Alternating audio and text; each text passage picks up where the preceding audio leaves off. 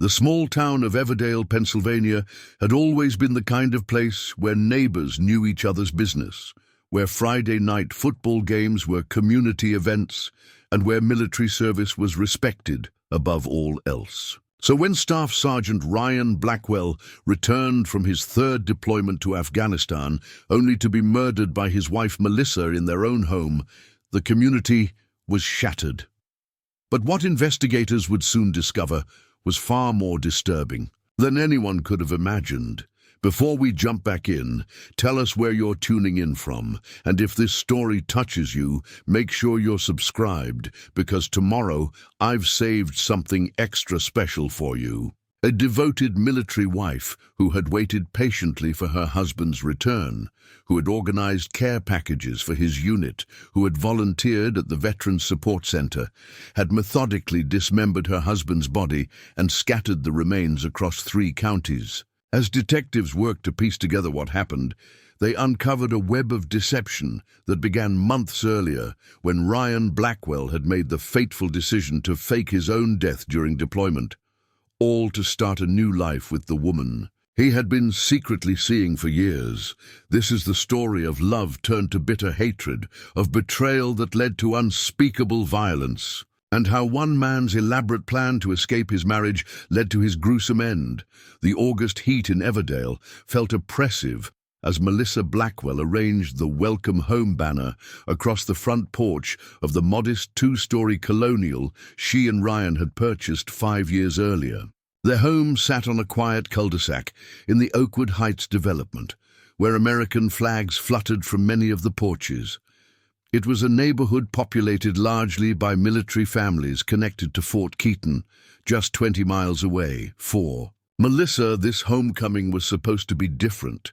Ryan's previous deployments had been difficult, but this last 15-month separation had tested her in ways she couldn't have anticipated. She smoothed the wrinkles from the banner and stepped back to assess her work, brushing a strand of chestnut hair from her face. At 32, Melissa still maintained the athletic build from her college days as a volleyball player at Penn State. She had met Ryan there during her sophomore year. He was the handsome ROTC cadet who had caught her eye at a campus fundraiser. Their courtship had been a whirlwind, and they married shortly after graduation, just weeks before his first deployment. "Need any help with that?" called Nancy Wheeler from across the street. The older woman had been a source of support for Melissa, having gone through multiple deployments with her own husband before his retirement from the army. "I think I've got it, thanks," Melissa replied with a wave. "Are you and Gerald still coming to the welcome home party tomorrow night?" "Wouldn't miss it for the world, honey. We're all so relieved Ryan's unit made it back safely, especially after that terrible scare." The terrible scare had occurred 4 months earlier. Melissa had received notification that Ryan's unit had been hit by an IED, with several casualties reported. For 48 agonizing hours, she had believed Ryan might be among the dead. The relief when she finally received confirmation that he was alive had been overwhelming, though communication afterward had been sporadic due to damage at the base. What Nancy didn't know, what no one in Everdale knew, was that in the months since that incident, Melissa had begun to piece together a disturbing reality. The communication blackout had been manufactured. Through a series of inconsistencies in Ryan's emails and video calls, combined with information she'd gathered from other military spouses, Melissa had developed a growing suspicion that something wasn't right. Inside the house, Melissa's phone chimed with a text message. It was from Allison Carmichael, the unit commander's wife. "Just checked with Derek. Ryan is definitely on the transport arriving at 1400 hours tomorrow. Can't wait to see you both at the homecoming." Melissa placed the phone down on the granite kitchen counter and opened her laptop. The screen displayed an email she had found 3 weeks earlier, buried in a folder Ryan had apparently forgotten to delete from their shared cloud storage. It was a confirmation for a rental property in Taos, New Mexico, a small adobe house with mountain views leased for 12 months in the name Ryan Martinez. Next to the laptop sat a stack of credit card statements Melissa had meticulously combed through, revealing purchases made during times when Ryan had claimed communications were down. There was a restaurant charge in Dubai during a supposed training, exercise, plane tickets under an alternate name, and most damning of all, a jewelry purchase from a high-end store in Santa Fe. The doorbell rang, interrupting her thoughts. Through the peephole, she recognized the familiar face of Detective James Holbrook of the Everdale Police Department. She had reached out to him 2 weeks ago after her suspicions had crystallized into something she could no longer ignore. "Mrs. Blackwell," he greeted her with a professional nod when she opened the door. At 45, Holbrook had the weathered look of someone who had seen too much in his 20 years on the force. "May I come in?" Melissa led him to the kitchen where she'd assembled her evidence. "Thank you for coming, Detective. I know you were skeptical when I first called." "I still think there could be reasonable explanations," he said, taking a seat on the island. "Military deployments are complicated. Communication gets mixed up." "Not like this," Melissa said firmly, pushing the laptop toward him. "I've been a military wife for 10 years. I know the difference between communication issues and deliberate deception." Holbrook reviewed the documents she had prepared, his expression growing more serious with each page. "The credit card charges are concerning," he admitted, "and this property rental." He paused, studying the document more closely. "You said you've confirmed that your husband is indeed returning tomorrow." According to his commanding officer, yes, which makes no sense given these plans. She slid another document across the counter, printouts of emails between Ryan and someone named Vanessa Delgado, dating back over 3 years. The most recent was from just 2 weeks earlier, discussing their plans for a new beginning once Ryan was free. "I believe," Melissa said, her voice tight with controlled emotion, "that Ryan used the confusion after the IED attack to fake his death to his unit. I think he planned to disappear and start a new life with this woman. Something must have gone wrong with his plan, forcing him to complete his deployment instead." Holbrook frowned. "That's a serious allegation, Mrs. Blackwell. Faking one's death while on active duty, particularly in a combat zone, that's a court-martial offense." "I know." Melissa's hands trembled slightly as she gathered the documents into a folder. "And I don't take it lightly. But there's more." She retrieved another folder from a drawer, this one containing financial statements showing that nearly $200,000 had been gradually transferred from their joint savings account to an offshore account over the past year. "I only discovered this last week," she explained. "I've been going through everything with a fine-toothed comb since I found the emails." Holbrook studied the statements. "Have you confronted your husband about any of this?" "No." Melissa shook her head. "I wanted to understand exactly what I was dealing with first, and I needed a law enforcement perspective. If he's committed fraud, if he's been planning to abandon his post and his marriage under false pretenses, I need to know what my options are." "I understand," Holbrook said, closing the folder. "Unfortunately, without speaking to your husband, there's little I can officially do at this point. These documents raise questions, certainly, but they don't definitively prove criminal intent. So I should just welcome him home, as if nothing's wrong?" Melissa asked, an edge of frustration in her voice. "I'm not saying that," Holbrook replied carefully, "but confronting him with these allegations without hearing his side could complicate matters. If there is fraud involved, or military misconduct, confrontation might cause him to flee or destroy evidence."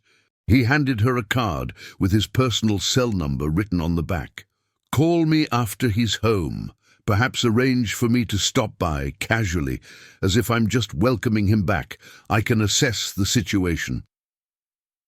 After Holbrook left, Melissa stood in the kitchen for a long time, staring at the welcome home decoration boxes stacked in the corner. She had purchased them weeks ago, before she had discovered the betrayal. With mechanical movements, she continued preparing for the homecoming, her mind churning through possible scenarios for the confrontation that was inevitable.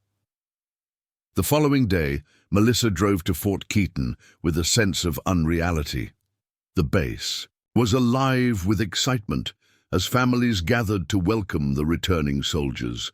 Children clutched homemade signs, wives applied last-minute lipstick, parents stood tall with pride radiating from their faces.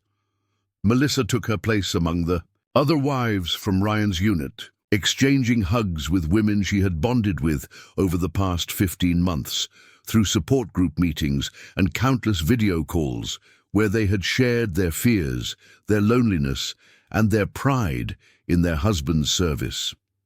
"You okay?" asked Lauren Michaels, whose husband served as Ryan's platoon sergeant. "You seem a million miles away." "Just anxious," Melissa replied with a forced smile. "It's been so long." The massive C-17 transport plane touched down precisely at 2 p.m., and Melissa felt her heart hammering in her chest. As the soldiers disembarked and formations were held, she scanned the faces, looking for Ryan. When the formations were finally dismissed and the soldiers rushed to embrace their waiting families, she spotted him. Preparing and narrating this story took us a lot of time, so if you are enjoying it, subscribe to our channel. It means a lot to us. Now back to the story. Staff Sergeant Ryan Blackwell stood 6 feet tall with broad shoulders and the confident posture that came from years of military discipline. His once boyish face had matured during their marriage, weathered by 3 deployments and countless training exercises. The crinkles around his blue eyes had deepened, and there was grey beginning to show at his temples, despite his being only 34. Their eyes met across the tarmac, and for a brief moment, Melissa saw something flicker in his expression. Not the joy of reunion, but something that looked remarkably like fear. It was gone so quickly she might have imagined it, replaced by a wide smile as he strode toward her. "Mel," he said, dropping his duffel bag and wrapping his arms around her. She returned the embrace automatically, feeling the familiar contours of his body against hers, while her mind screamed about the betrayal. "I missed you so much," he whispered against her hair. She pulled back slightly to look at his face. "Did you?" If he noticed the edge in her question, he didn't show it. "Every single day," he replied, leaning in to kiss her. The drive home was filled with Ryan's carefully curated stories about the deployment, funny anecdotes about his buddies, complaints about the food, sanitized versions of the challenges they had faced. Melissa knew this routine from previous homecomings. Soldiers filtered their experiences, sharing only what they thought their families could handle. "The house looks great," Ryan said as they pulled into the driveway. "You didn't have to go to all this trouble." "I wanted everything to be perfect for your homecoming," Melissa replied, looking at his face, no detail overlooked. Inside, Ryan wandered through the house with the air of someone reacquainting himself with once familiar surroundings. He ran his hand along the kitchen counter, opened the refrigerator to peek inside, adjusted a picture frame on the mantel. "Everything's exactly the same," he commented. "Feels like I never left." Melissa thought of the documents hidden in her home office, of the detective's card in her pocket, of the 3 years of deceit she had uncovered. "Not everything," she said quietly. Ryan looked at her sharply, then covered the moment with a smile. "Well, you got new curtains in the living room. They look nice." That evening, they hosted a small gathering of neighbors and friends who came to welcome Ryan home. He played his part perfectly, the humble soldier grateful to be back, the loving husband, the friendly neighbor. He recounted carefully chosen war stories that made him sound brave without being boastful, and shared just enough hardship to acknowledge the reality of deployment without disturbing the festive atmosphere. Melissa watched him work the room with growing coldness in her chest. She had lived with this man for a decade, had loved him completely, had defended him to friends who commented on his frequent absences even when not deployed. Training exercises, she had always explained, never questioning when they seemed to multiply. As the last guests departed around 11, Ryan yawned and stretched. "I'm beat. Jet lag is hitting me hard. Mind if I turn in?" "Go ahead," Melissa said. "I'll clean up and join you soon." Once she heard the shower running in their master bathroom, Melissa slipped into her home office and retrieved her evidence. She spread it across the kitchen table, a roadmap of betrayal visible in black and white. When Ryan emerged from the bedroom 30 minutes later, dressed in sweatpants and a t-shirt, he stopped short at the sight of her sitting at the table. "Couldn't sleep?" he asked, moving toward the refrigerator. "I was just coming down for some water." "Who is Vanessa Delgado?" Melissa asked, her voice calm despite the storm inside her. Ryan's hand froze on the refrigerator door. For a moment, he didn't move at all. Then, with deliberate casualness, he opened the door and reached for a bottle of water. "I don't know who you're talking about," he said, not meeting her eyes. "Really? Because you've been emailing her for 3 years. You bought her a $3,000 necklace in Santa Fe last month." Melissa tapped the credit card statement in front of her. "During a time when you told me communications were down at your base." Ryan's expression hardened as he glanced at the documents spread across the table. "You've been going through my personal emails, checking up on me." "Don't!" Melissa said sharply. "Don't you dare try to make this about my actions, not when you've been planning to abandon me for years." The facade crumbled then, Ryan's shoulders sagging as he sank into a chair across from her. "It's not what you think, isn't it? Because what I think is that you used that IED attack as cover to fake your death to your unit. I think you planned to disappear and start a new life with your girlfriend in New Mexico. I think something went wrong with your plan, and you had to come back and pretend everything was normal." Ryan's face had gone pale. "How did you figure it out?" Melissa interrupted. "It wasn't that difficult once I started looking. You've gotten sloppy, Ryan. Or maybe you just thought I was too stupid to notice." "I never thought you were stupid," he said quietly. "I just thought you were comfortable with the status quo, with me being gone so much." "Comfortable?" Melissa repeated incredulously. "I've spent our entire marriage waiting for you, supporting you, defending you to people who said I was wasting my life with a husband who was never home. And that's why I couldn't just ask for a divorce," Ryan replied, a hint of defiance entering his voice.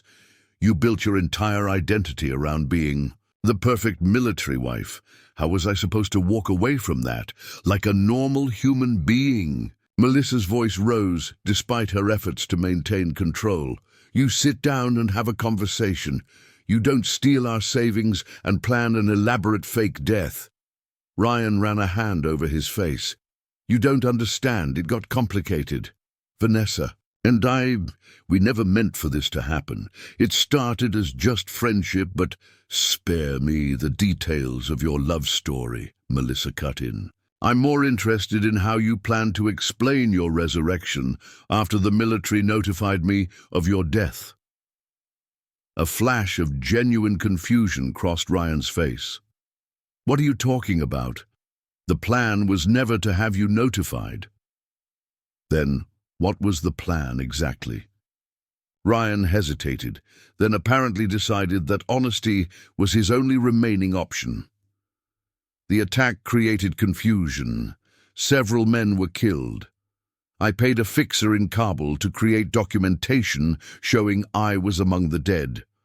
My body is supposedly unrecoverable. I would be listed as KIA, but I would still be your legal wife," Melissa pointed out. "You'd still be legally dead." "There are ways around that in time," Ryan said. "The important thing was to disappear completely from my old life. New identity, new start, with my money," Melissa added coldly. "Our money," Ryan corrected, "and not all of it. I left the house, and enough to what? Console the grieving widow." Melissa stood abruptly, her chair scraping against the floor. How generous of you. She walked to the sink, gripping the counter edge as she struggled to process the confirmation of her suspicions. So what went wrong? Why are you here instead of playing house with Vanessa in Taos?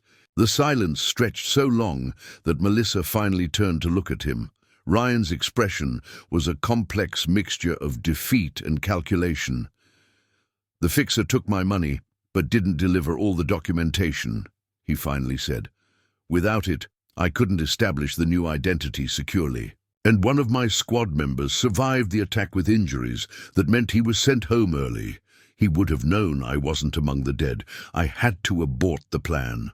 So you just rejoined your unit? And no one questioned where you'd been? I was never officially missing, Ryan explained.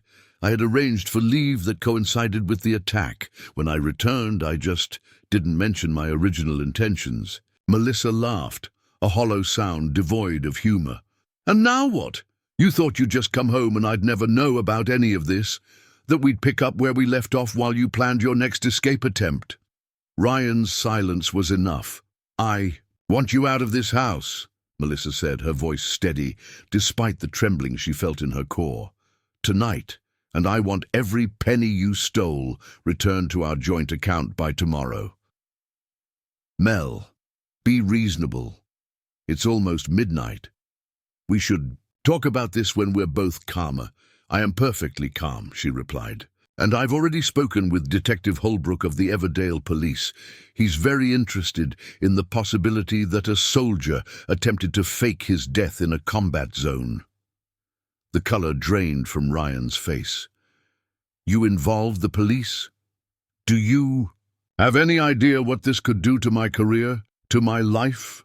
I'm guessing it won't do nearly as much damage as what you had planned to do to mine, Melissa replied. You have 30 minutes to pack what you need for tonight. The rest can be arranged later. As Ryan stared at her, seeming to gauge her resolve, Melissa added, unless you'd prefer I call Detective Holbrook right now, I'm sure the military police would also be very interested in this situation. With a muttered curse, Ryan pushed back from the table and stalked toward the bedroom. Melissa remained in the kitchen, listening to the sounds of drawers opening and closing, of items being tossed into a bag. Her mind was curiously blank, the shock of confirmation having numbed her capacity for further emotion. When Ryan returned to the kitchen with a duffel bag slung over his shoulder, his expression had hardened into something Melissa had never seen before. You won't be able to prove any of this, he said, his voice low and threatening.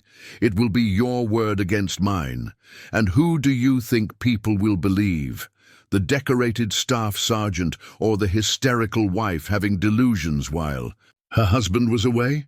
Melissa held up her phone, showing the screen where an audio recording app displayed an active session.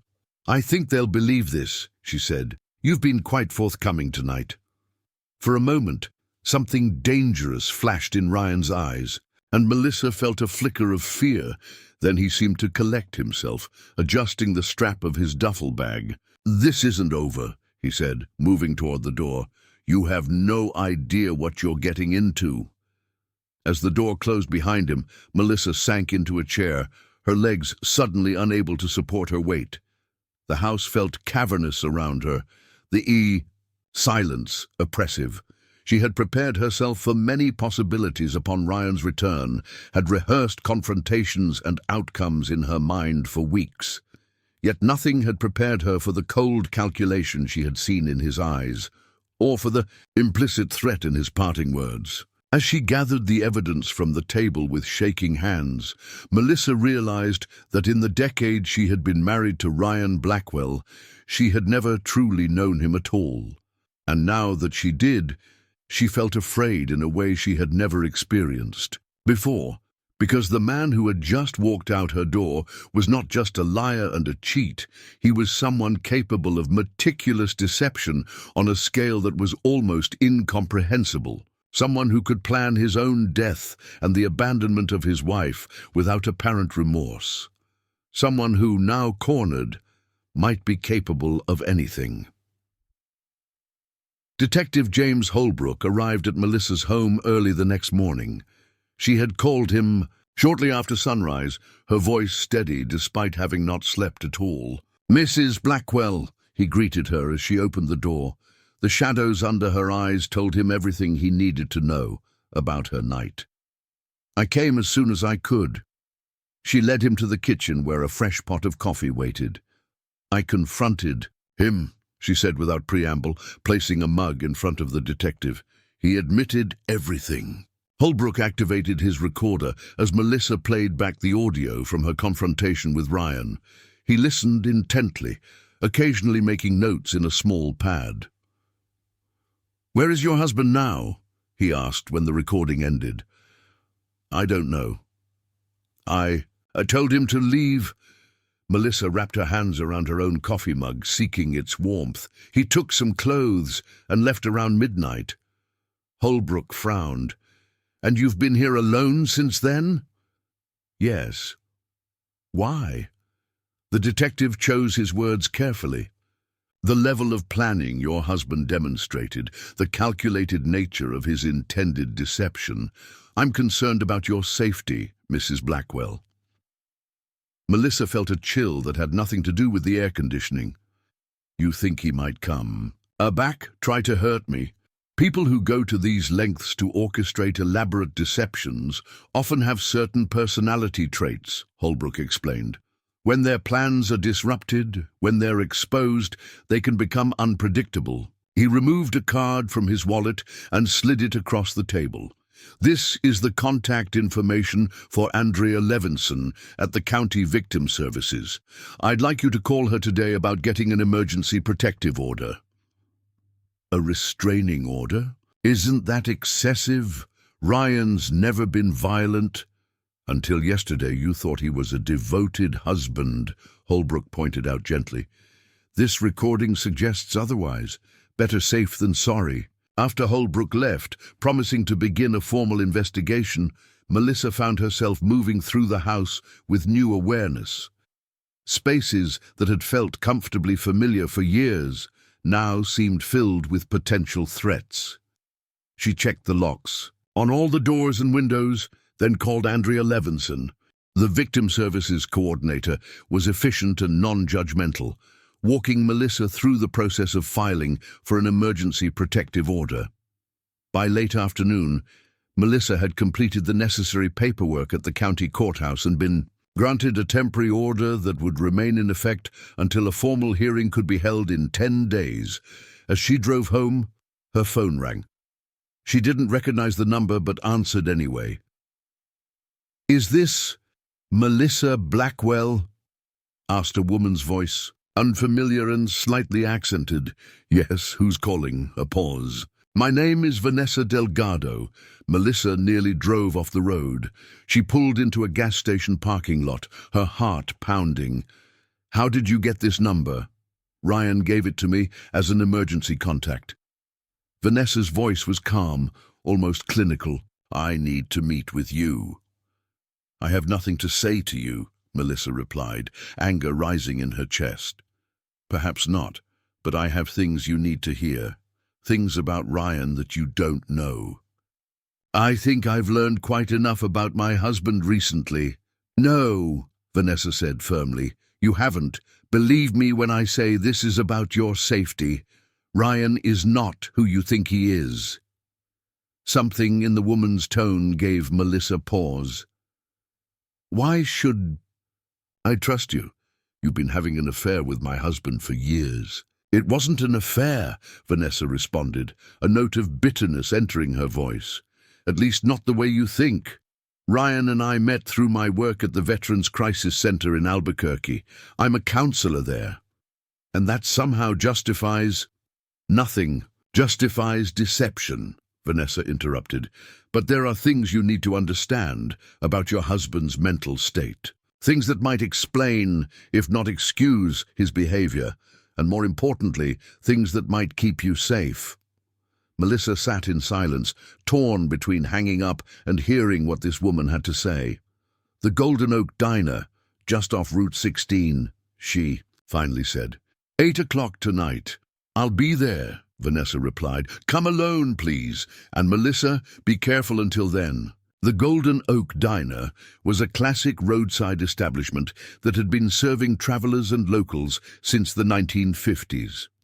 At 8 in the evening it was relatively quiet, with just a few booths occupied by truckers and late-shift workers.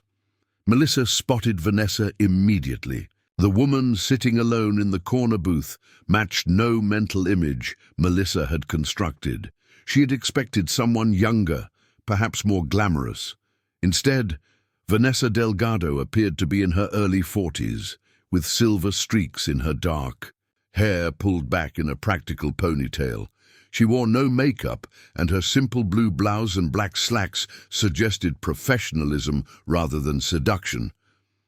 As Melissa approached, Vanessa looked up from her coffee and offered a small, tight smile that didn't reach her eyes. "Thank you for coming." Melissa slid into the booth, declining the waitress's offer of coffee with a shake of her head. "I'm here. Talk." Vanessa reached into a messenger bag beside her and removed a manila folder. "First, I want you to understand that I'm breaking several confidentiality rules by speaking with you. I could lose my license, but after what Ryan told me last night, I believe the potential danger outweighs professional considerations." "Ryan called you last night, after he left our house?" Vanessa nodded. "He was not in a good state. He said you'd discovered everything, that you'd ruined all his plans, that he had nothing left to lose." She opened the folder and pushed several documents across the table. "Ryan first came to the Veterans Crisis Center 3 years ago. He was referred after an incident during training at Fort Keaton. These are copies of his initial intake forms." Melissa glanced at the papers, seeing Ryan's name and information. "What incident? Ryan never mentioned any problems during training." According to his commanding officer at the time, Ryan experienced what appeared to be a dissociative episode. During a live-fire exercise, he deviated from the planned scenario and acted as if he were responding to threats that weren't there. Melissa shook her head. "That doesn't sound like Ryan at all." "The Ryan you know is very good at compartmentalizing," Vanessa explained, "at presenting different versions of himself in different contexts. It's actually a common coping mechanism. For trauma." She pulled out another document. "This is from his psych evaluation. The military psychiatrist diagnosed him with complex PTSD and possible borderline personality disorder with narcissistic features." "Borderline? What does that mean exactly?"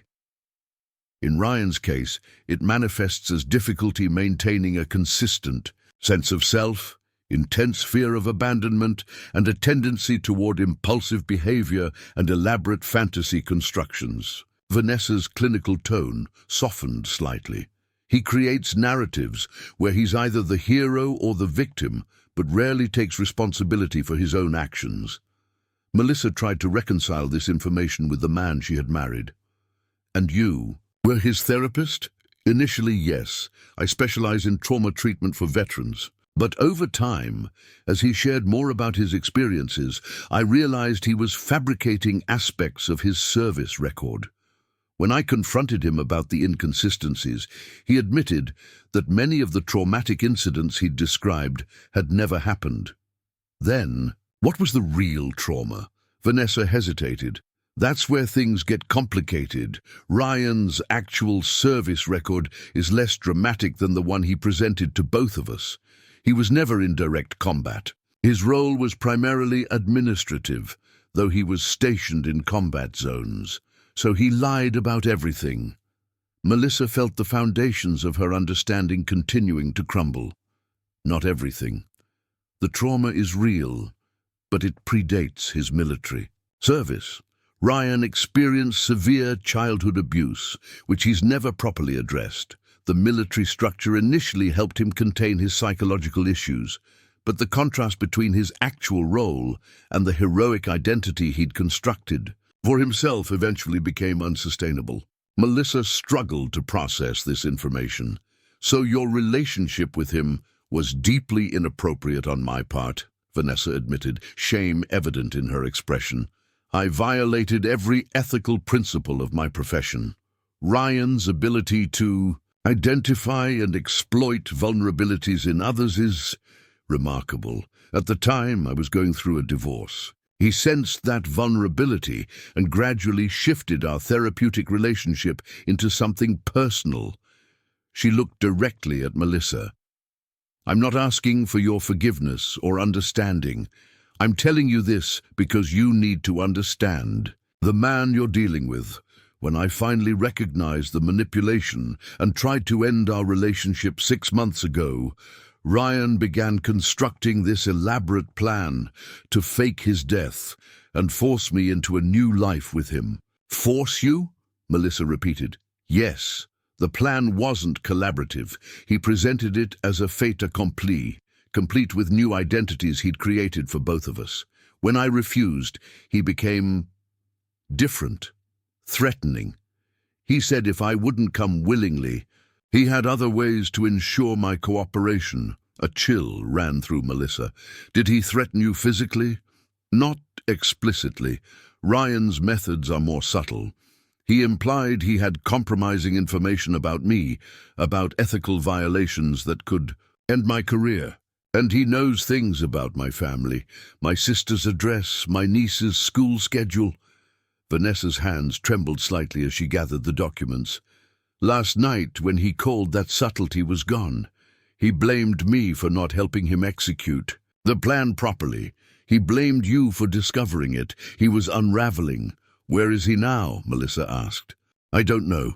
That's why I wanted to meet in person, away from your home. I'm concerned he might be watching you. The thought sent another chill through Melissa. I got a protective order today. That's good, but it's only paper. Vanessa reached across the table, not quite touching Melissa's hand. Ryan exists in his own reality. When that reality is threatened, he doesn't adjust to new information. He tries to force the world to conform to his narrative. What are you suggesting? Leave town for a while. Stay with someone Ryan doesn't know. Give the authorities time to find him. Melissa shook her head slowly. I can't just run away. My job, my home. Your life is more important, Vanessa interrupted. I've already made arrangements to stay with a colleague in Colorado. I'm leaving tonight. As they sat in tense silence, Melissa's phone vibrated with a text message. She glanced down at the screen and froze. What is it? Vanessa asked, noting her expression. Melissa turned the phone so Vanessa could see the message from an unknown number. I see you both. Traitors deserve each other. Vanessa's face was drained of color. We need to leave. Separately. Now. They hurriedly paid the bill and exited through different doors, each scanning the parking lot for any sign of Ryan. Melissa's hands shook as she unlocked her car, constantly checking over her shoulder. As she slid into the driver's seat, another text arrived. Going somewhere, Mel? We need to talk. Fighting panic, she started the engine and pulled out of the parking lot, taking a circuitous route home while calling Detective Holbrook. The call went to voicemail. She left a message explaining the situation, then called the direct line for the police department. Everdale Police, how can I direct your call? This is Melissa Blackwell. I need to speak with someone about a violation of a protective order. I'm being stalked by my husband. Hold, please. As she waited on hold, Melissa made a quick decision, turning toward the highway instead of her neighborhood. She would check into a hotel for the night, somewhere Ryan wouldn't think to look. The dispatcher came back on the line. Mrs. Blackwell, I'm connecting you with Officer Torres. He'll take your information. After providing details to Officer Torres, who promised to send a patrol car to her house and look for Ryan, Melissa ended the call and focused on reaching the safety of the Hampton Inn just off the interstate. She checked in under her maiden name, Wilson, and requested a room that wasn't visible from the parking lot. Once inside the anonymous hotel room, Melissa sat on the edge of the bed, adrenaline still coursing through her system. Her phone chimed. Again, and she hesitated before looking at the screen. Another text from the unknown number. You can't hide from me. I know everywhere you'd go." She turned off the phone completely, then went to the window and carefully peered through the curtains at the parking lot below. Nothing seemed out of place, but the feeling of being watched persisted. Sleep would be impossible, she realized, sitting in the room's single armchair positioned to view both the door and the window. As the night hours crawled by, Melissa's mind raced through everything she had learned. The man she had married, the man she had devoted a decade of her life to, was essentially a stranger. Worse, he was potentially dangerous in ways she had never imagined. The realization left her feeling hollow, as if her entire adult life had been built on quicksand. Around 3 a.m, exhaustion finally overcame vigilance, and she dozed fitfully in the chair. She awoke with a start at 6, disoriented and stiff, the events of the previous day flooding back in a sickening wave. She turned her phone back on, bracing for more threatening messages, but found instead a voicemail from Detective Holbrook, recorded at 5:17 a.m. "Mrs. Blackwell, this is Detective Holbrook. We need to speak as soon as possible. We've located your husband's vehicle at Fort Keaton, but he wasn't with it. Please call me at this number as soon as you get this message." Melissa immediately returned the call. Holbrook answered on the second ring, sounding as if he'd been awake all night. "Mrs. Blackwell, where are you?" "At the Hampton Inn off Interstate 76. I didn't feel safe at home." "That was a good decision," Holbrook said, his tone grave. "Can you stay there for now? I'd like to come speak with you in person." "What's happened?" Melissa asked, dreading the building. "I'd rather discuss it in person. I can be there in 20 minutes. Just tell me if—" "Ryan's been found." A pause. "Not exactly, but we did find something concerning in his vehicle. Please stay where you are. Don't open the door for anyone but me." The 20-minute wait felt interminable. Melissa paced the small room, scenarios spinning through her mind, each worse than the last. When the knock finally came, she checked the peephole carefully before opening the door. Detective Holbrook looked exhausted, with deep shadows under his eyes and yesterday's stubble darkening his jaw. He wasn't alone. Behind him stood a tall black woman in a crisp uniform with captain's insignia. "Mrs. Blackwell, this is Captain Elaine Washington from Fort Keaton Military Police," Holbrook introduced them. "May we come in?" Once inside, Captain Washington wasted no time on pleasantries. "Mrs. Blackwell, we need to ask you some difficult questions about your husband's state of mind. Is Ryan in custody?" Melissa asked. Washington and Holbrook exchanged a look.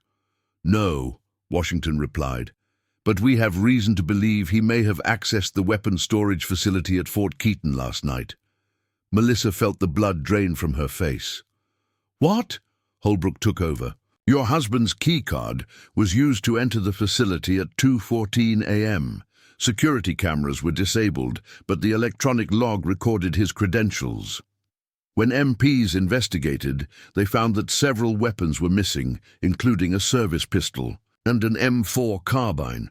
We also found these in his vehicle," Washington added, opening a folder to reveal photographs of what appeared to be hand-drawn floor plans. "Do you recognize this layout?" Melissa leaned forward, her heart sinking. "That's my house, our house." "And this?" Washington showed another image. "That looks like the Veterans Crisis Center in Albuquerque, where Vanessa Delgado works."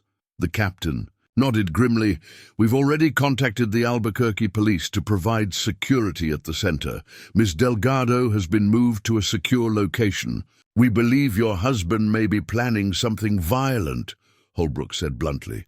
"These plans, the stolen weapons, the threatening messages you reported, we're taking this very seriously." "I can't believe this is happening," Melissa whispered. "How could I not have seen this coming? Individuals with personality disorders like those in your husband's file can be extraordinarily high-functioning and adept at concealing their true nature," Washington said, her tone softening slightly. "Even from those closest to them." "What do we do now?" Melissa asked. "We'd like to move you to a secure location as well," Holbrook replied. "A safe house where you can remain until your husband is apprehended." "For how long?" "That depends on how quickly we can locate him," Washington said. "We have alerts at all transportation hubs, and every law enforcement agency in a 5-state area has been notified. But I want to be honest with you, Mrs. Blackwell.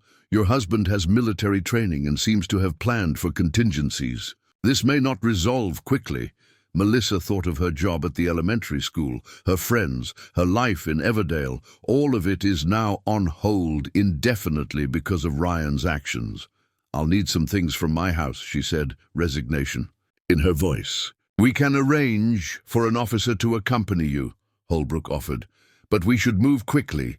The longer your husband remains unaccounted for, the more concerned we become." An hour later, Melissa found herself riding in an unmarked police sedan, Officer Lisa Chen at the wheel and Detective Holbrook in the back seat. As they approached her neighborhood, she felt a growing sense of unreality, as if the neat suburban homes, with their carefully maintained lawns, belonged to a life she had already left behind. "We'll do a perimeter check before going inside," Holbrook explained as they neared her house. "Officer Chen will remain with you at all times." As they turned onto her street, Melissa noticed a work van parked across from her house. "That's not usually there," she mentioned, pointing it out.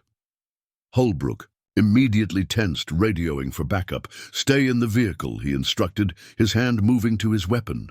Before either officer could exit the car, the van's side door slid open.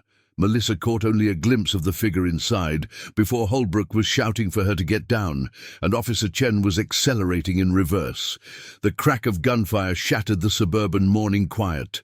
The sedan's windshield spiderwebbed as a bullet struck it.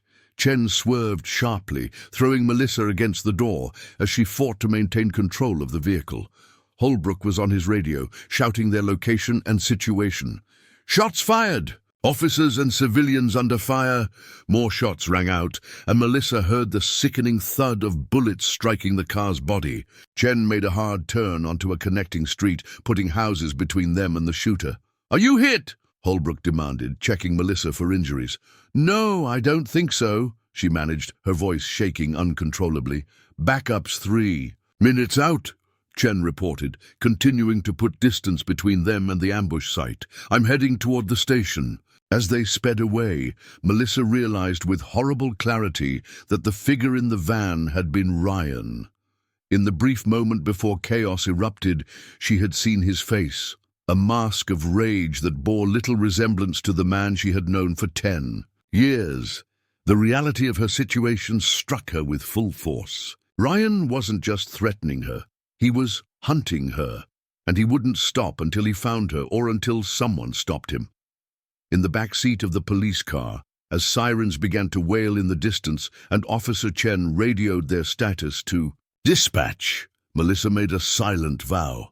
She would not spend the rest of her life looking over her shoulder. One way or another, this nightmare would end. What she didn't yet realize was just how gruesome that end would be. The safe house was a nondescript ranch-style home on the outskirts of Millersport, a small town 40 miles from Everdale. From the hay outside, it looked like any other middle-class residence: beige siding, attached garage, small front yard with a single maple tree. Inside, however, subtle security measures were evident to the trained eye: reinforced doors, windows with impact-resistant glass, and surveillance cameras disguised as ordinary fixtures. For Melissa, it felt like a prison, albeit a comfortable one. 3 days had passed since the shooting incident, and she had seen no one except the 2 officers assigned to protect her, Sergeant Miguel Ramirez and Officer Tamara Dawson, and Detective Holbrook, who visited daily with updates. "We've expanded the search radius," Holbrook explained on the 4th morning, accepting a cup of coffee from Melissa. They sat at the kitchen table, where a police radio crackled softly in the background. "State police have checkpoints on all major highways, and the FBI has officially joined the investigation." "The FBI?" Melissa's eyebrows rose. "Is that standard procedure? When an armed suspect crosses state lines, yes, We have confirmation that Ryan was spotted at a gas station near Pittsburgh yesterday. Pennsylvania? What would he be doing there? Holbrook hesitated. We're not sure, but it could be good news for you. Suggests he might be running rather than staying in the area to pursue you. Melissa wasn't convinced. Or he's trying to make you think that. The detective couldn't argue with her logic. Ryan had demonstrated a level of calculation that made second-guessing his movements essential. Either way, Holbrook continued, we're maintaining all security precautions. You'll stay here until we have him in custody. And how long might that be? Melissa asked, the strain of confinement evident in her voice. I can't live like this indefinitely. My principal has been understanding so far, but eventually I'll need to return to my classroom or risk losing my position. Your safety is the priority right now, Mrs. Blackwell. Melissa, she corrected automatically. If we're going to be sharing coffee every morning while waiting for my homicidal husband to be captured, I think we can use first names. Holbrook smiled slightly. James, then. A silence fell between them, broken only by the sporadic chatter on the police radio. Finally, Melissa asked the question that had been weighing on her mind. Have you spoken with Vanessa again? Ms. Delgado is cooperating fully with Albuquerque PD, Holbrook replied. She's provided valuable insights into Ryan's psychology and potential behavior patterns. That's not what I asked. Holbrook set down his coffee cup. She's safe, that's what matters. You're not telling me something. The detective's expression shifted almost imperceptibly. There was an incident at her sister's home in Taos. Nothing. Serious, her sister wasn't home, but someone broke in and left. A message. We believe it was Ryan. What kind of message? Melissa pressed. It's not important. It is to me, she insisted. I need to understand what we're dealing with. Holbrook sighed. He left photographs on the walls. Surveillance photos of you and Vanessa at the diner, and others of Vanessa's niece at school, her sister at work, all with the same text written across them. No one escapes. Melissa felt sick. He's targeting her family to punish her, just like she warned me. We have protective details assigned to all of them, Holbrook assured her. But yes, it appears Ryan's vendetta extends beyond just you two. The implication hung in the air. Ryan wasn't merely acting out of anger or impulse. His actions suggested a methodical campaign of terror, an orchestrated psychological assault preceding whatever physical violence he ultimately planned. I'd like to speak with her, Melissa said suddenly. With Vanessa? I don't think that's wise. We're the two people who know him best, Melissa argued, and the two primary targets of his rage. Maybe together we can figure out what he's planning, help you anticipate his next move. Holbrook considered this. I'll discuss it with the captain, no promises. After he left, Melissa returned to what had become her daily routine. Stretching, exercises in the living room, reading books from the house's limited collection, and pacing from window to window through the blinds remained perpetually closed for her safety. She was in the middle of preparing lunch when Officer Dawson entered the kitchen, her posture tense. We need to move to the secure room, Dawson said, her hand resting on her holstered weapon. Now. What's happening? Melissa asked, instantly alert. Probably nothing, but protocol requires. She was interrupted by Sergeant Ramirez's urgent call from the front of the house. Tamara, we've got a situation. Perimeter alarm was triggered on the east side. Could be an animal, Dawson said to Melissa, though her expression suggested she didn't believe it. Come on, let's go. The secure room was a converted walk-in closet in the master bedroom, reinforced with steel plating and equipped with its own ventilation system, communications equipment, and emergency supplies. Melissa had been shown the room upon arrival, but hoped never to need it. As Dawson ushered her inside, Melissa caught glimpses of Ramirez moving through the house, weapon drawn, checking windows. Stay here. Keep the door locked, Dawson instructed. Don't open it for anyone but me or Miguel, even if they identify themselves as police. We have a protocol phrase, remember? The weather in Denver is nice this time of year, Melissa recited. Good. If anyone tries to get you to open this door without that phrase, use this. Dawson handed Melissa a small canister. Panic button. Direct line to dispatch. One press and every available unit will be here in minutes. With that, she closed the door. Melissa heard the sound of Dawson moving away, then silence. The secure room had no windows, only a small ventilation duct and the heavy steel door. A single overhead light cast harsh shadows, and a small monitor on the wall displayed feeds from the house's security cameras. Melissa watched as Dawson joined Ramirez in a careful sweep of the property. Nothing seemed amiss on the exterior cameras. Minutes stretched into a half-hour with no sign of trouble. Just as Melissa began to relax, thinking it had indeed been a false alarm, the monitor went black. Her heart rate spiked. Had the power been cut? No, the light above her remained on, which meant someone had disabled the security cameras specifically. She clutched the panic button, thumb hovering over the activation switch, listening intently for any sound from outside the room. A muffled pop reached her ears, so faint she almost missed it. Then another. With growing horror, she recognized the sound. Gunshots, dampened by suppressors. Swallowing her panic, she pressed the button, then backed into the corner furthest from the door, scanning the room for anything that might serve as a weapon. More sounds filtered through. Heavy footsteps, a door being forced open, the crash of furniture, then silence again. More terrifying than the noise had been. "Officer Dawson?" Melissa called, her voice barely above a whisper. "Sergeant Ramirez?" No response. Minutes passed in agonizing slowness. Then, a soft knock on the secure room door. "Melissa, it's Detective Holbrook. Are you in there?"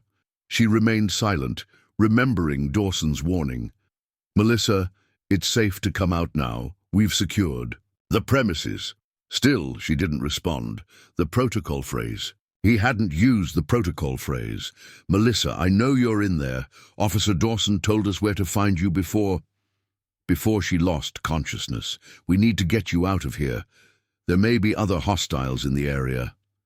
A chill ran through her. Something about his voice sounded wrong, the cadence slightly off, the tone too rehearsed. "Say the phrase," she called through the door, a pause. "What phrase?" "You know what phrase. Tamara would have told you." Another pause, longer this time. Then, in a voice that dropped all pretense of being Holbrook's, Ryan spoke. "Come on, Mel. Don't make this harder than it needs to be. I just want to talk." Ice flooded her veins. "Ryan," she managed, fighting to keep her voice steady, "what have you done?" Nothing that wasn't necessary. His tone was conversational, as if they were discussing dinner plans, rather than what she feared were the deaths of 2 police officers. "Your guard dogs were very dedicated, particularly the female. She actually tried to draw me away from the house rather than abandon you." "The police are on their way," Melissa said, gripping the panic button like a lifeline. "I've already called for help." "I know. I found the receiver for that little button in their command center. Very sophisticated. Setup. I disabled it about an hour ago, right after cutting the landlines and setting up signal jammers for cell phones." There was almost a note of professional admiration in his voice. Military-grade equipment has its advantages. Melissa's mind raced. If Ryan was telling the truth, no help was coming. She was trapped in a reinforced closet with her husband, a man she now knew to be capable of calculated violence, waiting outside. "What do you want, Ryan?" she asked, playing for time while frantically searching the small space for anything useful. "I told you. To talk, to explain things properly, without interference from Vanessa or your detective friend." "You shot at us," Melissa reminded him. "That's not typically how people start conversations." A sound that might have been a laugh came through the door. "Fair point. I wasn't in a talking mood then. too angry about your betrayal." "My betrayal?" Melissa couldn't keep the incredulity from her voice. "You were planning to fake your death and abandon me to protect you," Ryan countered, his tone suddenly earnest. "Don't you see? I was trying to spare you the pain of divorce, the public humiliation. This way, you would have been the sympathetic widow of a fallen hero, not the abandoned wife of a man who couldn't love her anymore." The twisted logic left Melissa momentarily speechless. In the silence, she heard Ryan moving, perhaps sitting down outside the door. "I had everything arranged," he continued. "The insurance payout would have set you up comfortably. You could have kept the house, started fresh, and I would have been free to live authentically for the first time in my life." "With Vanessa," Melissa said flatly, "that was the plan, before she betrayed me too." His voice hardened. "I gave her everything, my trust, my vulnerability, my future, and she threw it back in my face. Just like you did when you went to the police." As Ryan spoke, Melissa examined the communications equipment in the room. Everything appeared dead. No lights, no dial tone on the emergency phone. She silently cursed herself for not having learned how to operate it properly when she had the chance. "Ryan, listen to me," she said, modulating her voice to sound calmer than she felt. "Whatever you've done so far, it can still be resolved without more violence. Turn yourself in, get the help you need." "Help?" he echoed, sounding genuinely confused. "I'm not the one who needs help, Mel. I'm seeing clearly for the first time in years. All the lies, all the pretense, it's liberating to finally shed it all." While he spoke, Melissa continued her search of the small room, finally discovering something promising, a small toolkit tucked behind the emergency supplies. Inside were basic tools, screwdrivers, pliers, a small hammer. "You're not well, Ryan," she said, keeping him talking while she examined a ventilation grate in the ceiling. It was small, but she might be able to fit through if she could remove it. "The military doctors diagnosed you with several conditions. Vanessa told me Vanessa has no right to discuss my private medical information," Ryan snapped, anger flaring in his voice.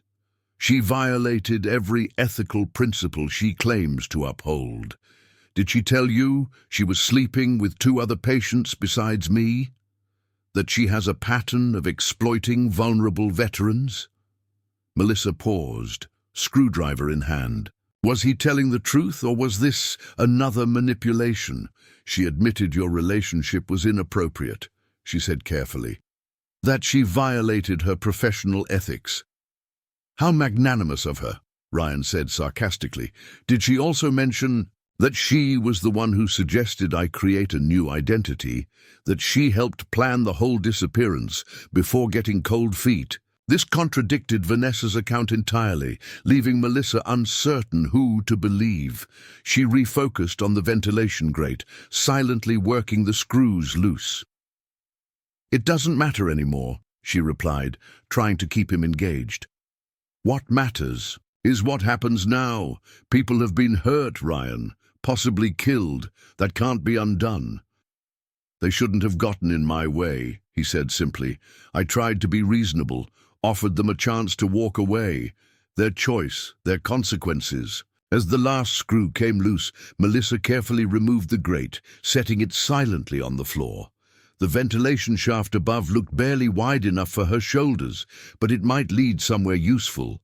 Another room, perhaps, or even outside. "What about my choices?" she asked, buying time as she gauged whether she could pull herself up into the opening. "Don't I have the right to decide my own future?" "Absolutely," Ryan agreed, his tone softening again.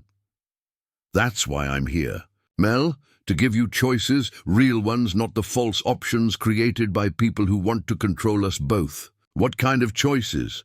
"Come with me," he said, an unsettling eagerness entering his voice. "We can start over, somewhere new. I have money, new identities, everything we need.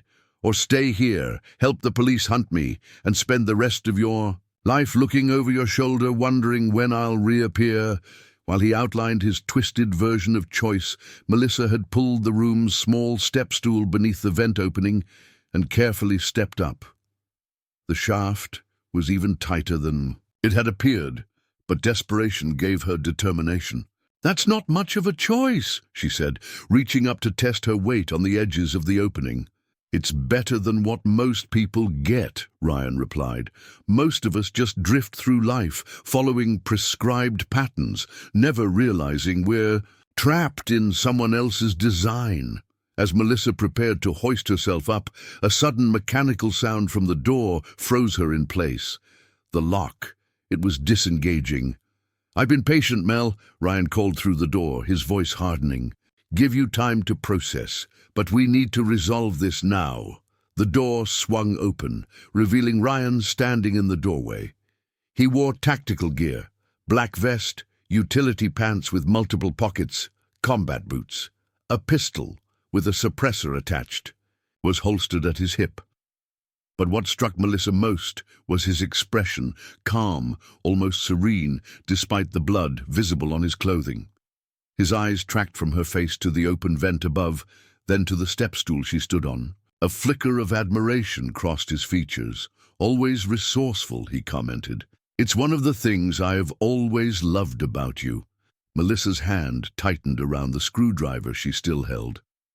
"Where are Officer Dawson and Sergeant Ramirez?" "Indisposed," Ryan replied vaguely. "The house is secure. We won't be interrupted." He stepped into the room, closing the door behind him. The small space, already claustrophobic, now felt suffocating with his presence. "Put down the screwdriver, Mel. You know I'd never hurt you."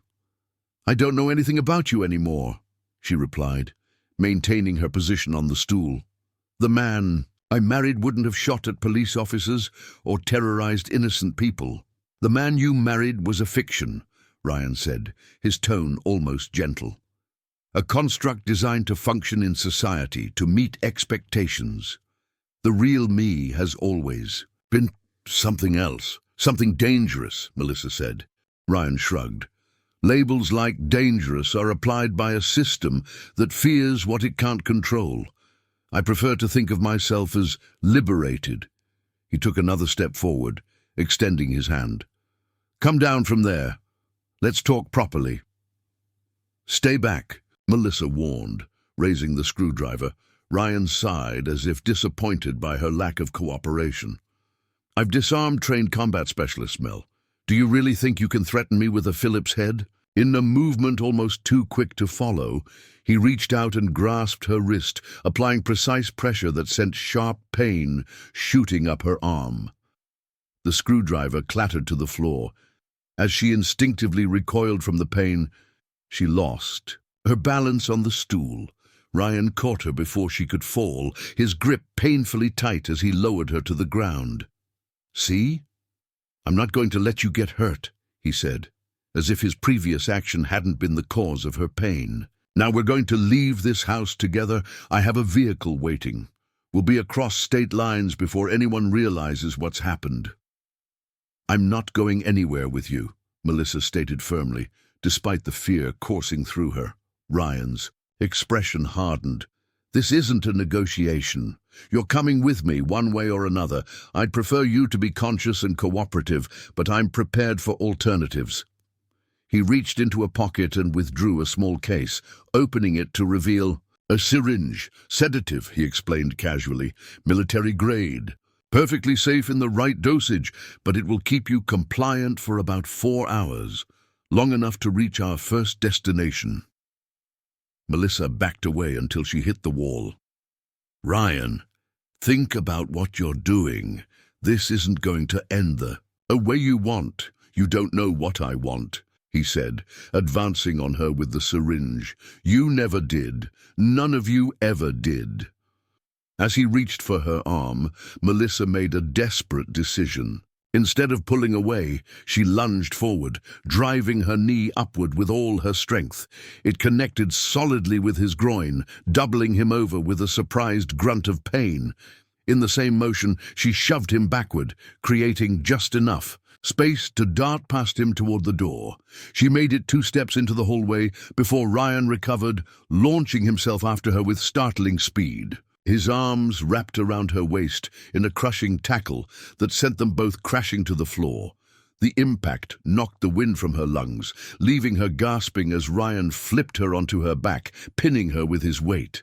That, he panted, anger distorting his features, was unnecessary. He raised the syringe again, and Melissa thrashed beneath him, trying to dislodge him or knock the syringe away. In their struggle, her hand encountered something solid on the hallway floor, Officer Dawson's service weapon, dropped during whatever confrontation had occurred earlier. Without hesitation, Melissa grabbed the gun, bringing it up between them. Ryan's eyes widened, his hand with the syringe freezing mid-descent. "Get off me," she ordered, her voice steadier than she felt.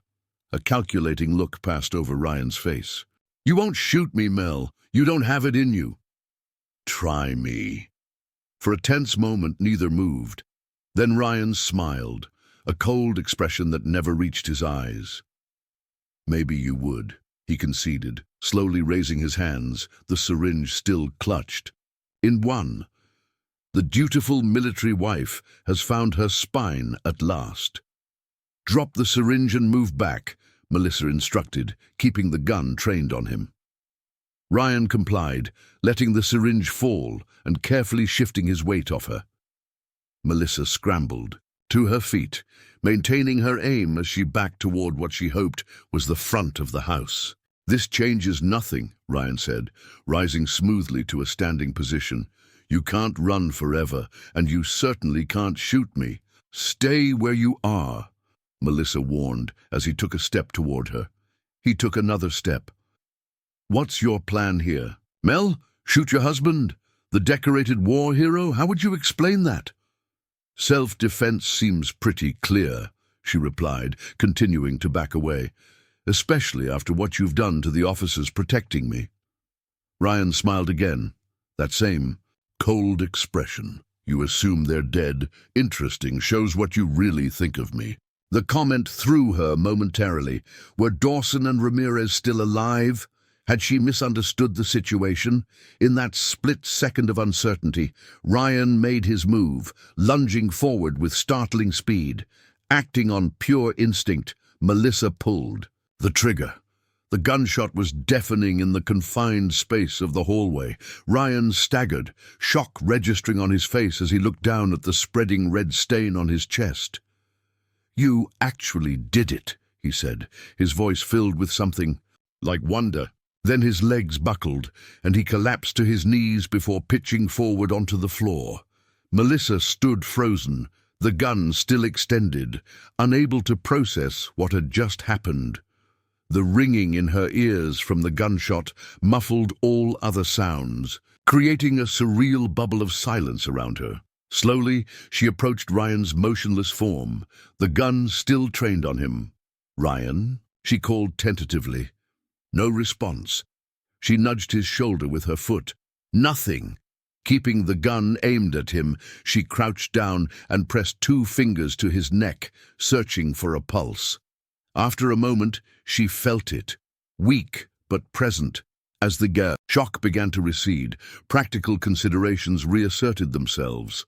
She needed to find Dawson and Ramirez, to get help, to secure the house in case Ryan wasn't alone.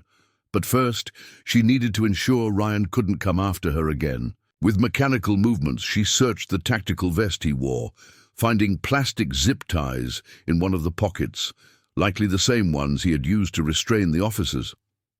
With shaking hands, she secured his wrists behind his back, then his ankles. Only then did she begin a careful search of the house, gun at the ready, looking for the officers and a working phone. What she found would change the course of everything that followed, and set in motion the gruesome conclusion that would shock the community of Everdale to its core. The basement of the safe house smelled of mildew and disinfectant. Melissa had found it while searching for the officers, its door hidden behind a false panel in the kitchen pantry, a security feature that had ultimately failed to protect anyone. What she discovered there caused her to vomit violently into a nearby utility. Zinc.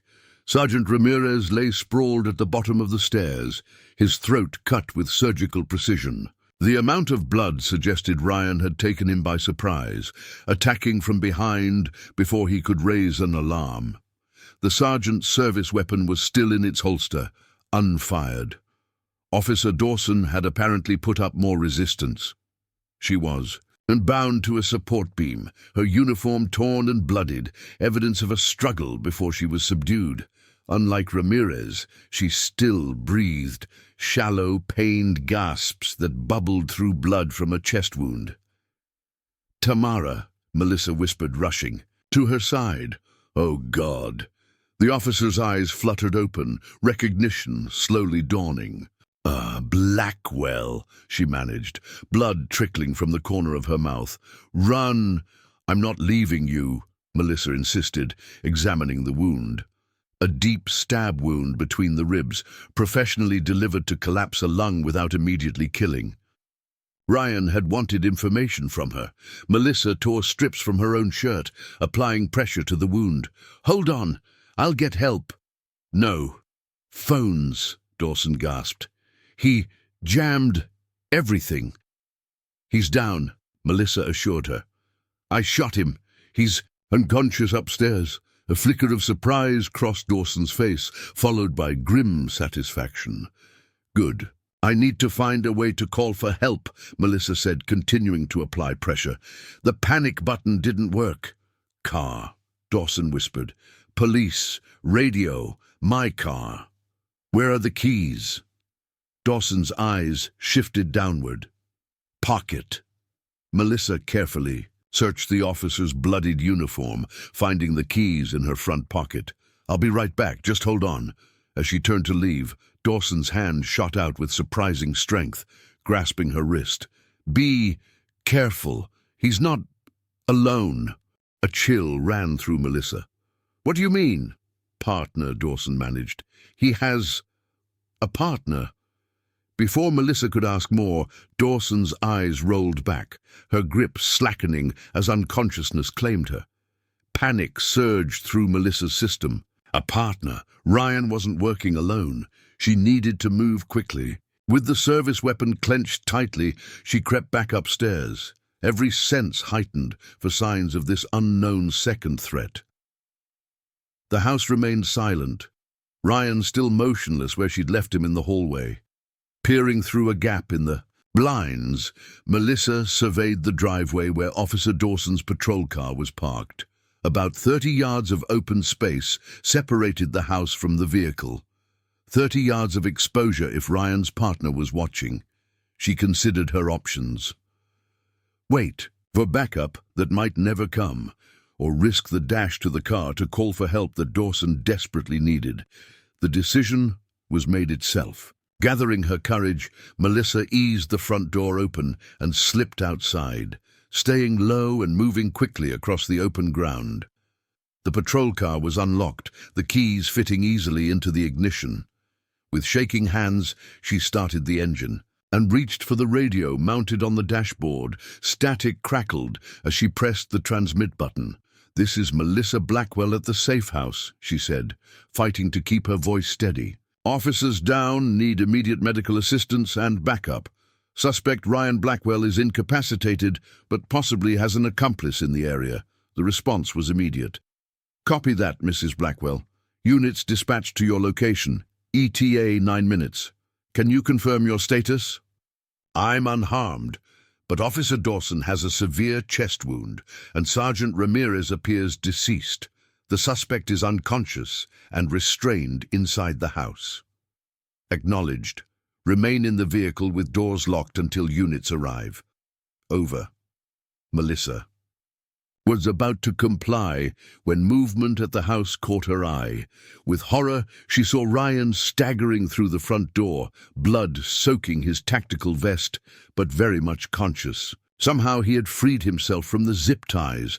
Their eyes met across the distance. Even from 30 yards away, she could see the fury contorting his features.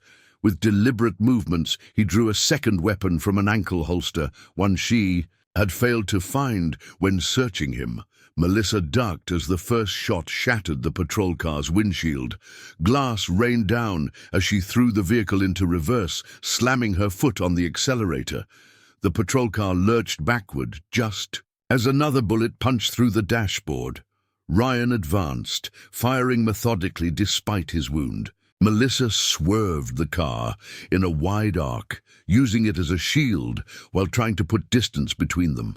A bullet struck the driver's side mirror, sending fragments spinning. In the chaos of the moment, Melissa almost missed seeing the dark SUV. Speeding up the driveway, it skidded to a halt between her and Ryan, its tinted windows revealing nothing of who might be inside. Her heart sank. The partner. She was now caught between Ryan and his accomplice, but to her shock, as the SUV's door opened, it was Vanessa Delgado who emerged, brandishing a gun of her own, aimed not at Melissa, but at Ryan. "Drop it, Ryan!" Vanessa shouted, her stance indicating professional training Melissa hadn't known she possessed. "It's over!" Ryan froze, clearly as surprised by Vanessa's appearance as Melissa was. "You," he said, his voice carrying across the distance. "Come to save her, or finish what we started?" "There is no we anymore," Vanessa replied. "There never really was. Drop the weapon and get on the ground." For a tense moment no one moved. Then Ryan laughed, a hollow, unsettling sound. "You think I don't see what's happening? You're tying up loose ends, silencing the one person who knows what. You really are." "What I am is federal law enforcement," Vanessa stated flatly. "Bureau of Alcohol, Tobacco, Firearms and Explosives. You've been under investigation for weapons trafficking for 16 months. Your deployment was the perfect cover for moving military hardware to domestic extremist groups." Melissa felt as if the ground had dropped from beneath her. Vanessa was an undercover federal agent. Ryan was involved in weapons trafficking. Ryan's stance shifted subtly, his gun lowering slightly. "You're lying. This is another manipulation." "Agent Vanessa Delgado, badge number 47291, she recited calmly. "Your romantic delusions were a convenient cover for my investigation. Once I identified your supplier at Fort Keaton, I tried to extricate myself from the operation. That's when you started unraveling." Ryan's expression contorted with rage. "Everything was a lie, even the therapy sessions." "Especially those," Vanessa confirmed, her gun unwavering. "They gave me access to your network, your contacts, though your psychological issues were certainly real enough." As they spoke, Melissa noticed Ryan subtly adjusting his stance, his wounded body angling for a clearer shot at Vanessa. Without conscious thought, Melissa reached for Officer Dawson's service weapon on the passenger seat, raised it, and fired through the shattered windshield.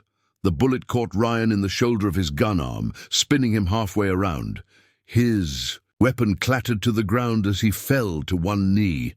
Vanessa was on him in an instant, kicking his fallen gun away and forcing him face down to the ground, handcuffs appearing from somewhere on her person. "Federal agent," she called Melissa. "It's secure now. You can come out." Cautiously, Melissa emerged from the patrol car, Dawson's gun still trained on Ryan. "Officer Dawson needs immediate medical attention in the basement," she said, her voice surprisingly calm given the circumstances. "Sergeant Ramirez is dead." Vanessa nodded grimly, speaking into a radio concealed in her jacket. "Echo team, move in. Officer down, needs immediate medical. Suspect in custody." Within moments, the quiet property was swarming with law enforcement. Local police, state troopers, and what appeared to be federal agents in tactical gear.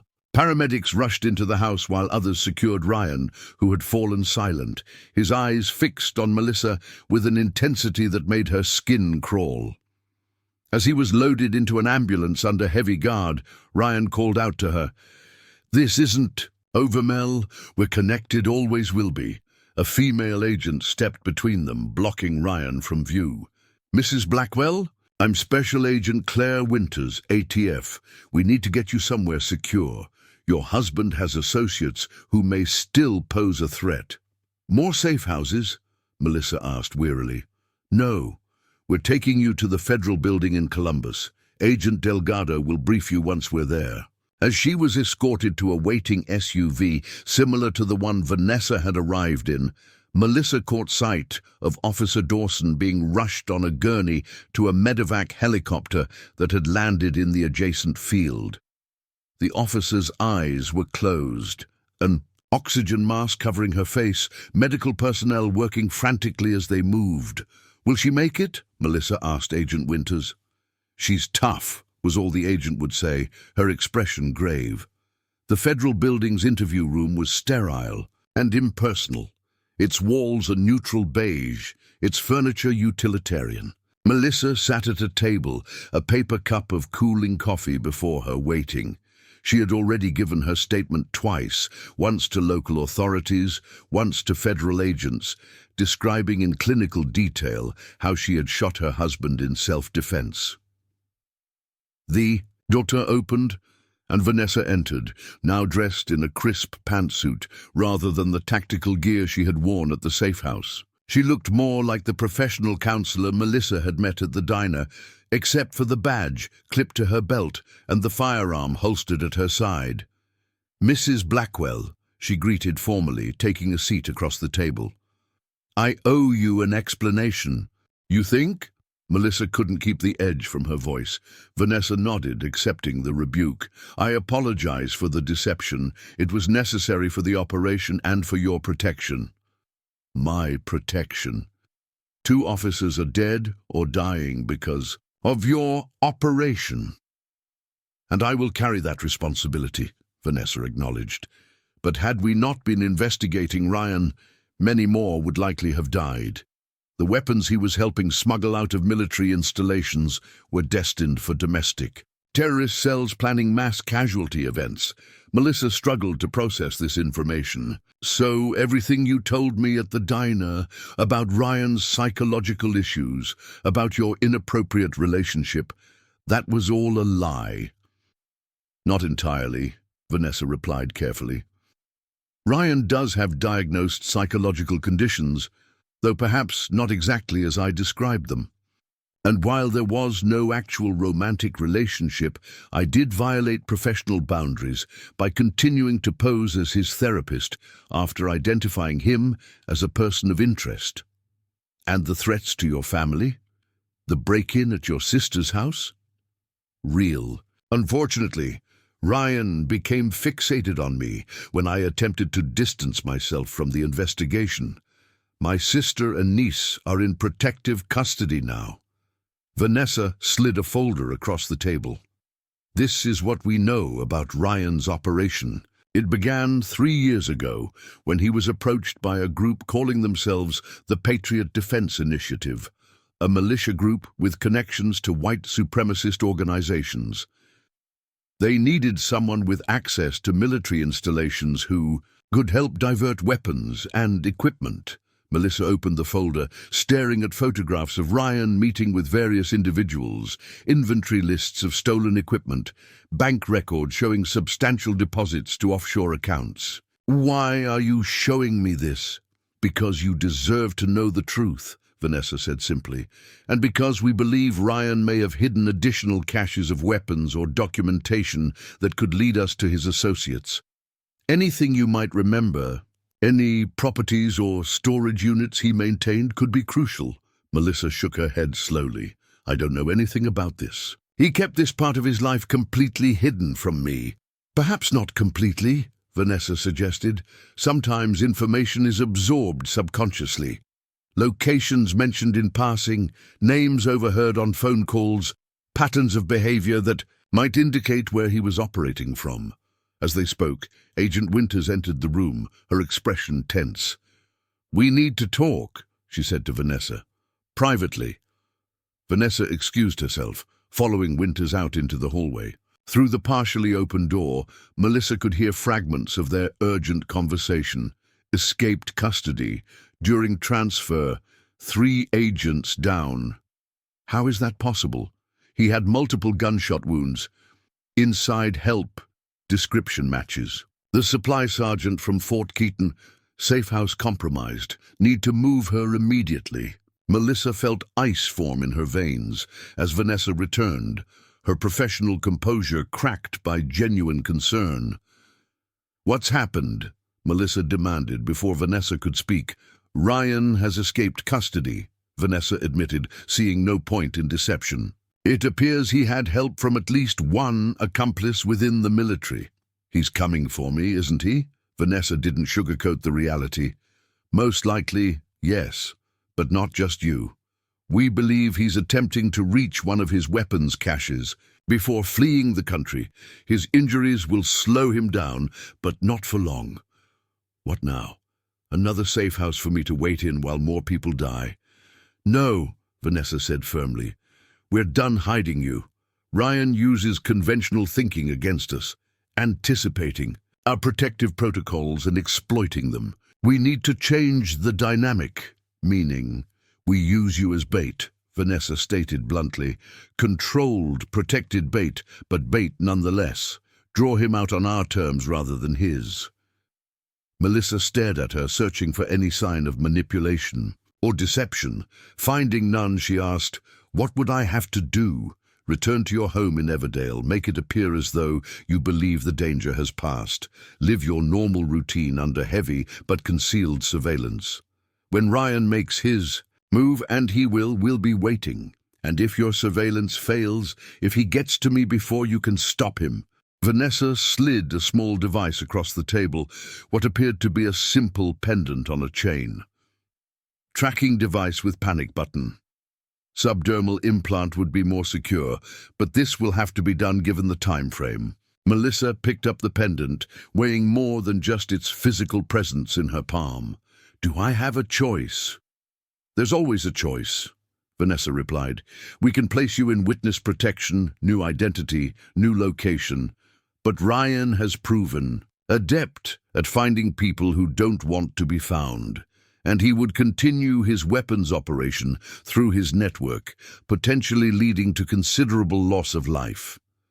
The decision should have been difficult, but Melissa found it surprisingly easy. The past week had stripped away the person she had been, the trusting wife, the rule follower, the woman who believed in systems and protections. In her place stood someone harder, someone who had already shot her husband twice and was prepared to do whatever was necessary to end this nightmare permanently. "When do we start?" she asked. 3 days later, Melissa stood in her kitchen in Everdale, performing the mundane task of unloading groceries while trying to ignore the knowledge that multiple federal agents were positioned throughout her neighborhood. The pendant Vanessa had given her hung around her neck, its weight a constant reminder of the danger she had willingly placed herself in. Officer Tamara Dawson had survived her injuries, though she remained in critical condition. Sergeant Ramirez's funeral was scheduled for the following day, an event Melissa had been explicitly instructed not to attend, as it represented too exposed a target opportunity. The house felt different now, tainted by knowledge of who Ryan really was and what he had been involved in. Melissa had spent the first night back sleeping in the guest room, unable to face the marital bed they had shared. Even then, sleep had come in fitful bursts, her body jerking awake at every creak and settling noise of the house. She had just finished putting away the last of the groceries when her phone rang. The caller ID showed her principal's name, Ellen. "Hargrove from Everdale Elementary." "Ellen," she answered, trying to inject normalcy into her voice. "How are you?" "Melissa, thank goodness." Ellen sounded relieved. "I've been trying to reach you for days. Are you all right? There are rumors all over town about Ryan and some kind of shooting." The cover story provided by the federal agents was that Ryan had experienced a PTSD episode and was receiving treatment at a VA facility. Any questions about gunfire or police presence were to be deflected with vague references to an ongoing investigation unrelated to the Blackwells. "It's been a difficult time," Melissa replied carefully. "Ryan's struggling with Some issues from his deployment. He's getting help now. I'm so sorry to hear that, Ellen said, with genuine concern in her voice. We've all been worried about you. Is there anything we can do? Just knowing the school community is supportive means a lot, Melissa answered, the scripted response, feeling hollow on her tongue. Of course we are. Listen, I know this might not be the best time, but I wanted to check if you're planning to return to your classroom next week. The substitute is doing her best, but the children miss you terribly, Melissa hesitated. Returning to teaching had not been part of the operation plan discussed with Vanessa. She was supposed to maintain minimal public exposure. Grocery shopping, mail collection, brief walks in the neighborhood, all activities that could be easily monitored by the surveillance team. I'm not sure that's possible right now, she hedged. There are some complications with Ryan's situation. I understand completely, Ellen assured her. Take all the time you need. But if you did feel up to it, even just stopping by to say hello to the kids would boost their spirits enormously. They've made you get-well cards, thinking you've been ill. The image of her second-grade students crafting colorful cards, concerned about her absence, tugged at something in Melissa's chest. A reminder of the normal life that had been shattered. Maybe I could stop by briefly, she found herself saying. Tomorrow afternoon. That would be wonderful, Ellen enthused. Just for a short visit, no pressure to stay or teach. The children would be thrilled. After ending the call, Melissa immediately contacted Vanessa using the secure phone she had been provided. I may have just complicated things, she admitted, explaining the conversation with her principal. I agreed to visit my classroom tomorrow. She expected Vanessa to forbid it outright, but instead there was a thoughtful pause. This could actually work in our favor, Vanessa said finally. A school visit represents the kind of normal activity that might draw Ryan out, yet provides a controlled environment we can secure in advance. The public setting adds a layer of complexity he might not anticipate. You want to use elementary school children as part of a sting operation? Melissa asked incredulously. Absolutely not, Vanessa clarified firmly. We would secure the building before your arrival and have agents in place throughout. Your classroom visit would be brief and supervised. If there's any indication of Ryan's presence in the area, we evacuate immediately under the guise of a routine drill. And if he doesn't take the bait, then you've brightened some children's day, and we continue with the original plan. After ending the call, Melissa moved through the house methodically checking locks and window latches, a ritual that had become automatic since her return. As darkness fell, she found herself in Ryan's home office, a space she had avoided since discovering his deception. The room was neat and impersonal, containing a desk, filing cabinet, bookshelf with military histories and thrillers, and a framed map of Afghanistan on the wall. Nothing that would suggest its occupant was involved in weapons trafficking or had planned to fake his own death. Melissa sat at the desk, running her hands over its surface. What secrets had Ryan managed to keep hidden, even with federal agents, combing through their lives? Opening drawers at random, she found only ordinary office supplies, bills, and warranty information for household appliances. The bottom drawer contained a photo album she hadn't seen before. Opening it, she found pictures from their early relationship, college days, their first apartment, wedding photos. Ryan smiling beside her, looking for all the world like a man in love. Has any of it been real? Or had she merely been convenient cover for his criminal activities from the beginning? As she replaced the album, her fingers brushed against something taped to the underside of the drawer. Removing the drawer completely, she discovered a small key secured with duct tape to its bottom. The key was unmarked, its purpose unclear. It was too small for a house or car, more the size of a padlock key, or perhaps for a safety deposit box. Melissa turned it over in her fingers, considering. Should she contact Vanessa immediately, or try to determine what the key opened first? Before she could decide, a sound from the front of the house froze her in place, the distinctive click of the front door being unlocked. Melissa's hand went instinctively to the pendant around her neck, her thumb hovering over the panic button. Concealed within its design, soft footsteps moved through the entryway. Too careful, too deliberate for a federal agent making a security check. Melissa reached for her phone to call for help directly, only to find she had left it in the kitchen. Quickly and silently, she crossed to the office door and eased it closed, turning the lock with agonizing slowness to avoid making noise. Her gaze darted around the room, seeking anything that might serve as a weapon. The letter opener on the desk seemed woefully inadequate. The footsteps stopped outside the office door. A soft knock followed. "Mel, are you in there?" Ryan's voice, impossibly terrifyingly familiar. Melissa pressed the panic button on her pendant, backing away from the door. How had he gotten past the surveillance? Where were the agents who were supposed to be watching the house? "I know you're in there," Ryan continued, his tone conversational. "I saw the light under the door. We need to talk." Melissa remained silent, easing open the window behind the desk. The drop to the ground was about 10 feet, manageable if necessary. "The federal agents watching the house are temporarily indisposed," Ryan informed her, as if reading her thoughts. "And no, I didn't harm them, just created a diversion that drew them away.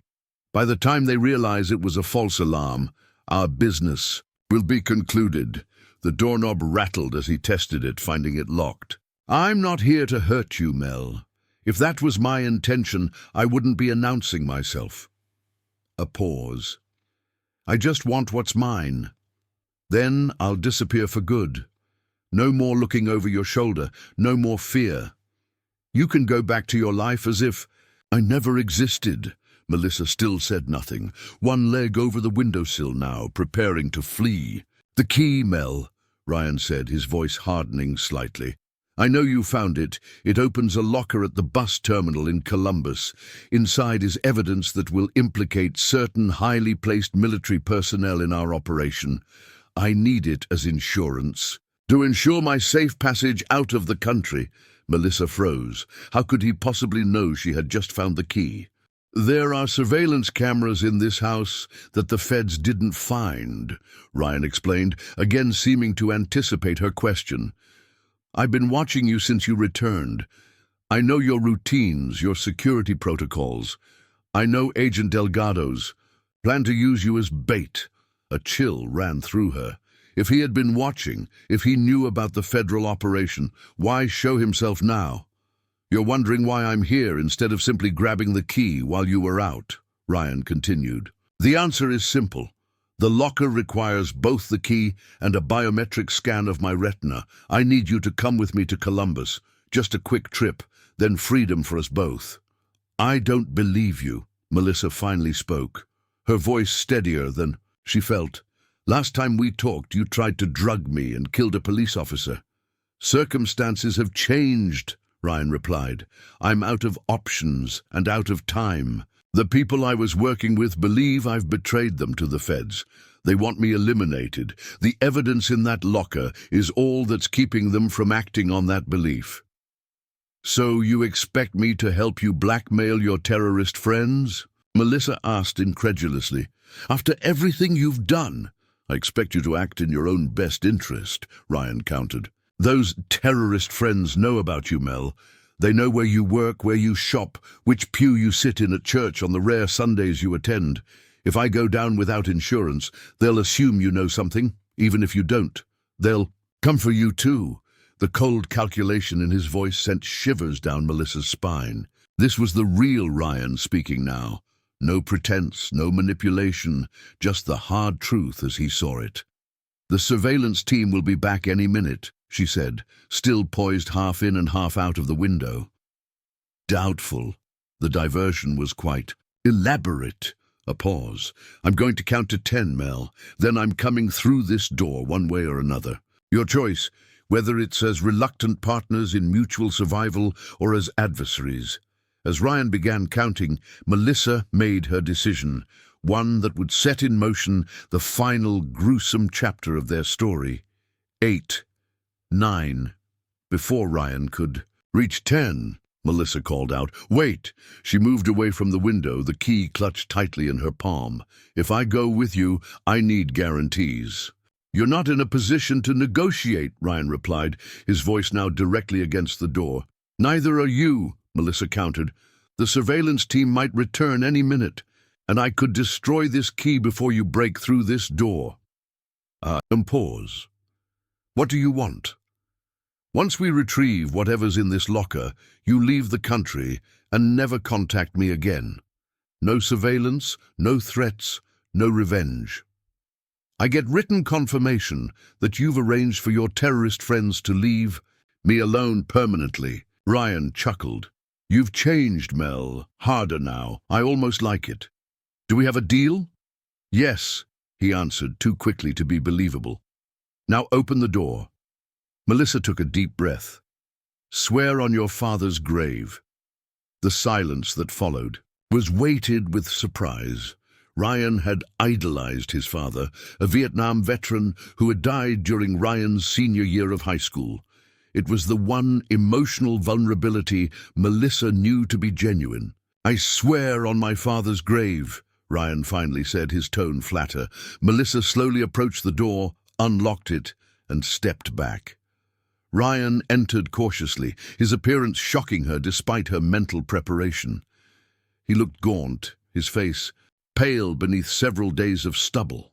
His left arm was in a makeshift sling, a dark stain visible on the bandage beneath his shirt where her bullet had struck him. Another bandage covered his shoulder where she had shot him at the safe house. "You've looked better," she observed, maintaining distance between them. "Getting shot twice in 3 days will do that," he replied dryly. "The key?" Melissa held it up but didn't offer it. "How do we do this? I'm not getting in a car with you." "We take your car. You drive, I direct." Ryan glanced at his watch. "We have approximately 40 minutes before the federal surveillance team realizes they've been had."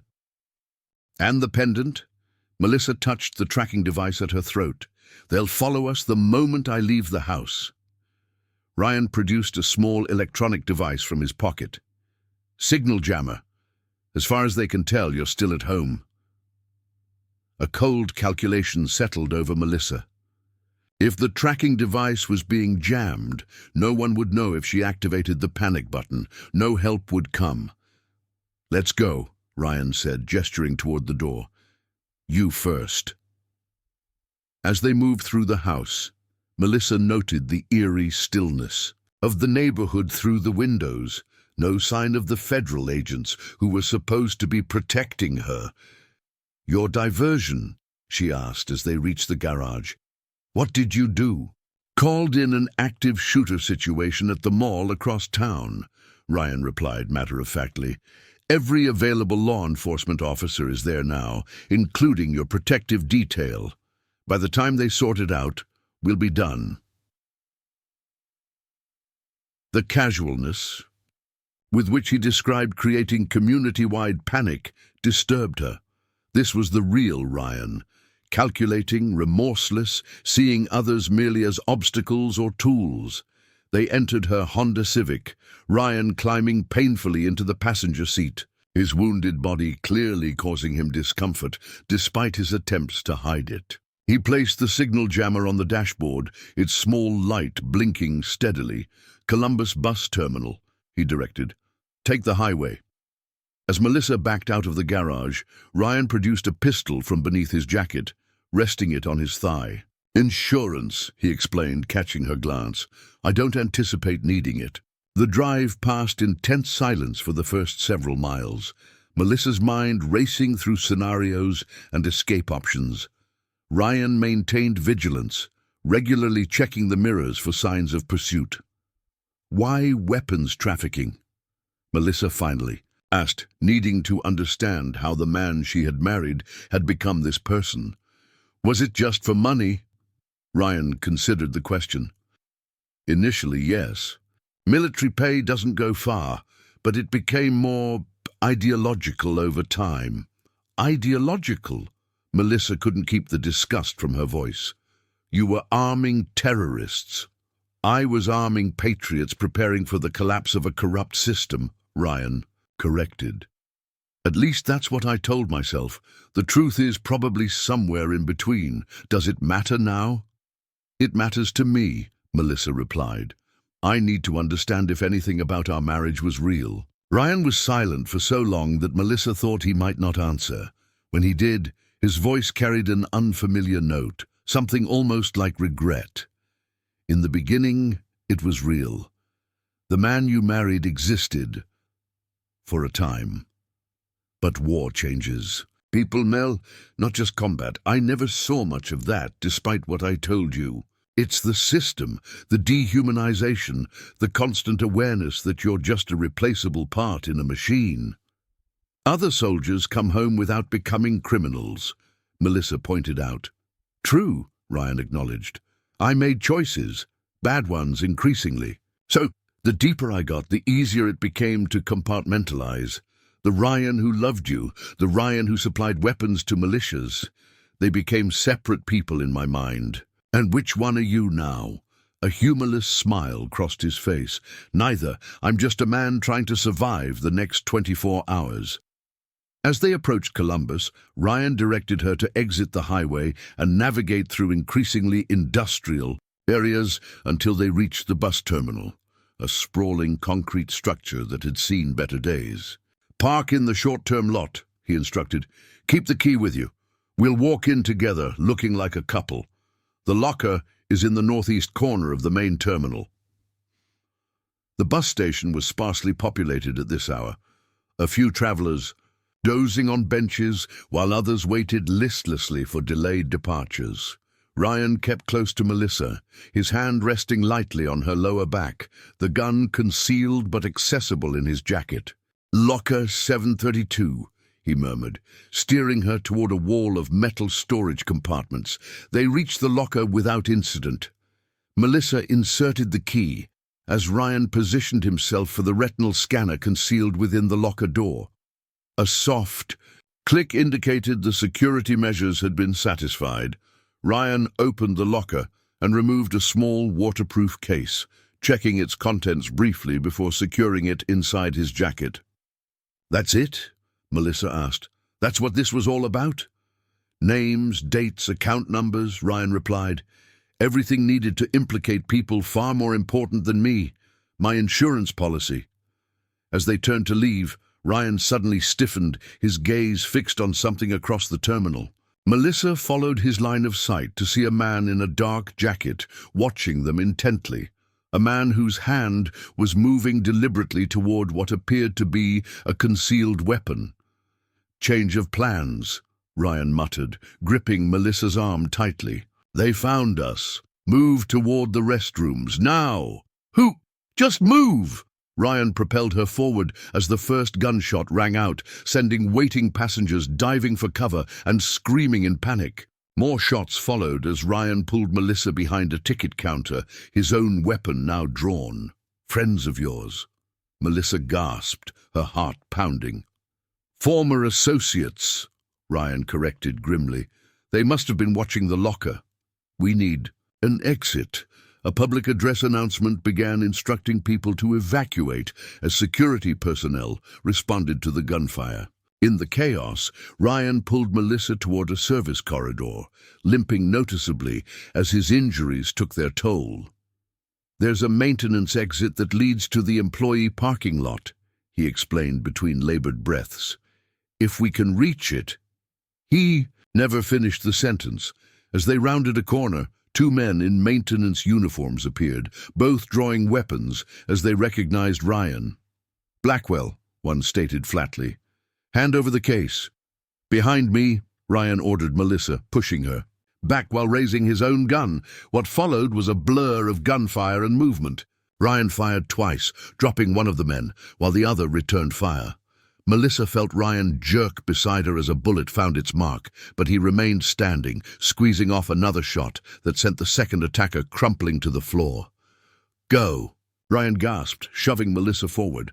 Employee exit, end of this hallway. She ran, hearing Ryan's uneven footsteps behind her. The exit door appeared ahead, a simple push-bar emergency exit. Melissa slammed into it, emerging into the fading daylight of the employee lot. Ryan followed, blood now soaking the front of his shirt from a new wound in his abdomen. "Car," he managed, pointing toward a nondescript sedan parked nearby. "Keys. In my pocket." Melissa supported him as they staggered toward the vehicle, the sound of sirens growing in the distance. Ryan's skin had taken on a grayish pallor, his breathing becoming increasingly labored. "You're dying," Melissa stated, not a question but a realization. Ryan nodded slightly, fumbling with the keys before dropping them into her hand. "Get us out of here. I'll direct you." They managed to leave the bus terminal just as police vehicles began arriving from multiple directions. Melissa followed Ryan's increasingly weak directions, eventually turning onto a narrow road that led to an abandoned warehouse on the outskirts of Columbus. "Inside," Ryan instructed, his voice barely audible. "Supplies, first aid." Melissa helped him from the car, practically carrying him through a side entrance that had been left unlocked. The interior was vast and empty, except for a small area. In the corner that had been set up as a rudimentary living space, cot, medical supplies, duffel bags presumably containing clothing and other necessities. She helped Ryan to the cot, his blood leaving a trail across the concrete floor. As he collapsed onto the thin mattress, the case fell from inside his jacket. Melissa picked it up, her curiosity momentarily overcoming her concern. "Don't," Ryan warned, but his voice held no real authority now, his strength fading rapidly. Melissa opened the case. Inside was not the documentation Ryan had described, but rather several stacks of cash, a passport in a name she didn't recognize with Ryan's photo, and a thumb drive. "You lied," she said simply, looking back at him. "There's no evidence here. Just your escape plan." Ryan closed his eyes briefly. "Would you have come otherwise?" The realization settled over her like a cold shroud. She had been manipulated yet again, used as both shield and assistance in Ryan's desperate escape attempt. "You never planned to honor our deal," she stated. "No," Ryan admitted, his voice fading. "Once we reached this place, I was going to—" He didn't finish, but he didn't need to. Melissa understood with perfect clarity what would have happened had Ryan not been wounded. She would have disappeared, another victim of his calculated violence, while he escaped to build a new life elsewhere. Looking at him now, bleeding out, on the cot, Melissa made a decision that would forever alter the course of her life and lead to the gruesome aftermath that would soon shock an entire community. Blood pooled on the concrete floor beneath Ryan's cot, spreading in a dark stain that reflected the warehouse's dim emergency lighting. His breathing had grown shallow, each inhale a visible struggle that lifted his chest only slightly before releasing in a ragged exhale. "You need a hospital," Melissa said, surveying the rudimentary medical supplies he had stockpiled. "Nothing. Sufficient for a gunshot wound to the abdomen." "Too late," Ryan replied, his voice barely audible. "They'll be watching hospitals." "Who? The police or your former associates?" "Both." Melissa stood over him, the case still in her hands, weighing options that had narrowed to impossible choices. Leave him to die slowly. Try to save him despite his intentions to kill her, or— "There's a phone," Ryan whispered, gesturing weakly toward one of the duffel bags. "Untraceable. Call this number." He recited digits that Melissa recognized as international. "Man named Keller. Tell him where I am. He'll help." Another associate? Someone else who wants these documents? Ryan managed a weak smile. "Insurance. Different kinds. Extraction specialist." Melissa found the phone, staring at it without dialing. "And then what? This Keller helps you disappear, leaving me to deal with the aftermath? Your terrorist friends who think I know too much?" "He'll take care of that too," Ryan promised, though his fading voice carried little conviction. One last favor, Mel. Then, we're done. Standing there, phone in hand, Melissa had experienced a moment of perfect clarity. Every path forward from this point led to the same destination. A life spent looking over her shoulder, waiting for unknown threats to materialize. Ryan's web of deception and violence had entangled her completely, and no authorities, not Detective Holbrook, not Agent Delgado, not the entire federal government, could guarantee her safety from the shadows Ryan had invited into their lives. She set the phone down without dialing. "You're not going to help me," Ryan observed, no question in his statement. "No," Melissa confirmed, "I'm not." Ryan closed his eyes briefly. "I understand, but before you leave, you should know. Our home isn't safe anymore. They'll look for the case there first." "Who says I'm leaving?" His eyes opened again, focusing on her with effort. "What?" Melissa moved methodically through the warehouse space, examining tools and supplies that had been left behind when the building was abandoned. In a maintenance closet, she found what she was looking for: a rusted handsaw, a hammer, plastic sheeting, industrial cleaning supplies. When she returned to Ryan's cot, he watched her with growing comprehension. "What are you doing, Mel?" "Ensuring my survival," she answered simply, laying out the items she had collected. "As long as you exist, alive or dead, I'm in danger.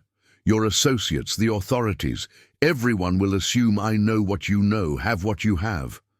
And your solution is what exactly?" Ryan's voice had gained strength, fueled by the first stirrings of fear. "I'm going to make you disappear so completely that no one will ever connect us again." Understanding dawned in Ryan's eyes. "Jesus, Mel, you can't be serious." "4 days ago, I shot you in self-defense," Melissa reminded him, her voice eerily calm. "Yesterday, I shot you again during an armed confrontation. Today, I'm simply finishing what I started." "This isn't you," Ryan protested weakly. "You're a second-grade teacher, for Christ's sake."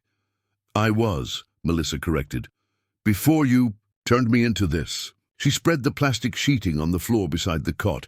"The authorities are looking for Ryan Blackwell. Your associates are looking for Ryan Blackwell. If Ryan Blackwell ceases to exist in any recognizable form—" She left the sentence unfinished, the implication hanging in the air between them. Ryan struggled to sit up, desperation giving him a final surge of strength. "Listen to me. The thumb drive in that case, it does contain evidence, names, operations, everything. Take it to Agent Delgado. She can protect you." "Like she protected Officer Dawson? Sergeant Ramirez?" Melissa shook her head. "No more trusting others with my safety." She approached the cot, hammer in hand. Ryan's eyes widened, his body tensing for a fight his wounded state made impossible. "Mel, don't do this," he pleaded. "This isn't just murder, it's survival," she finished for him. "Something you taught me all about." What followed would later be described in clinical detail in forensic reports, but witnesses would be spared the gruesome reality of what transpired in that abandoned warehouse over the next several hours. Working with methodical precision, Melissa Blackwell erased her husband's existence, piece by piece. The woman who had once taught children how to write their names now focused on ensuring no one would ever identify the remains she would scatter across 3 counties. 3 months later, Detective James Holbrook sat across from Melissa Blackwell in a small cafe in Cincinnati, 200 miles from Everdale. Their meeting was unofficial. Holbrook technically had no jurisdiction here, and Melissa was no longer a person of interest in any active investigation.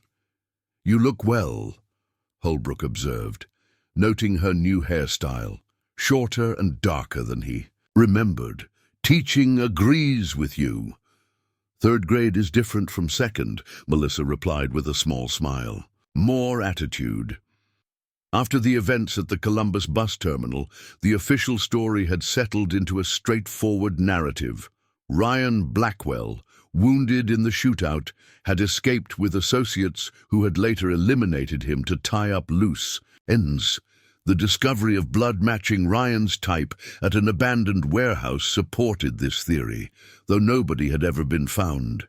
Melissa, deemed a victim throughout the ordeal, had been quietly relocated through a program for witnesses at risk, given a new identity and teaching position in a Cincinnati suburb. The few personal items she had requested from her Everdale home had been delivered by Agent Vanessa Delgado herself, who had personally ensured the thumb drive from Ryan's case reached the appropriate authorities. "The investigation is officially closed," Holbrook informed her, sipping his coffee. "The weapons network has been dismantled, most of Ryan's associates arrested or," he hesitated, "otherwise accounted for." "Dead, you mean?" Melissa said bluntly. Holbrook didn't confirm or deny. "The point is, you should be safe now. Your new identity is solid, your history carefully constructed. Even Officer Dawson doesn't know your location, though she asks about you often. How is she? Back on limited duty. Still uses a cane, but the doctors are hopeful she'll make a full recovery eventually." They sat in silence for a moment, the unspoken questions hanging between them. Finally, Holbrook leaned forward slightly. "Melissa, I need to ask." "Don't," she interrupted. "For both our sakes." Holbrook studied her face, noting the hardness that hadn't been there before, the watchful awareness that never quite left her eyes despite the pleasant demeanor. "The blood at the warehouse," he said carefully. "There was a lot of it. Too much for someone to lose and still walk away. As you said, Ryan's associates tied up loose ends. The forensic team also found traces of bleach, an industrial cleaner, signs of a thorough sanitization." Melissa met his gaze steadily. "Professional killers are thorough." Another silence stretched. Between them, Holbrook had built his career on reading people, on sensing the truth beneath carefully constructed narratives. What he saw in Melissa Blackwell's eyes was not the trauma of a victim, but the resolved clarity of someone who had made impossible choices and found peace with them. "Well," he said finally, setting down his empty cup, "I just wanted to check. On you personally, make sure you're settling in all right." "I appreciate that," Melissa replied, "but as you can see, I'm doing fine, building a new life day by day." As Holbrook stood to leave, he hesitated one final time. "The strangest thing about the case, the one detail that never made sense to me, was the discovery of those scattered remains. 3 counties, 6 different locations, almost like someone wanted us to find them, but not enough to identify them." Melissa's expression remained perfectly neutral. "People do desperate things when they're afraid." "Yes," Holbrook agreed. "They do." He placed a business card on the table. "If you ever need anything at all, this number will always reach me." After he left, Melissa remained at the table, turning the card over in her fingers. Beyond the cafe window, normal life continued. People shopping, laughing, going about their days without looking over their shoulders, without checking exits when they entered rooms, without waking in cold sweats from dreams filled with blood and plastic sheeting. She slipped the card into her purse, paid her bill, and stepped out into the sunshine. The woman who had once been Melissa Blackwell walked with purpose toward her car, her posture straight, her movements confident. If anyone had looked closely at her eyes, they might have glimpsed something hardened and vigilant beneath the pleasant expression, the permanent mark left by choices made in an abandoned warehouse when survival demanded the unthinkable. But no one looked that closely, and that, Melissa had learned, was the greatest protection of all, hiding in plain sight, just another face in the crowd, her secrets buried so deeply that even those who suspected would never dare to speak them aloud. Up next, you got 2 more standout stories right on your screen. If this one hits the mark, you won't want to pass these up. Just click and check them out. And don't forget to subscribe and turn on the notification bell so you don't miss any upload from us.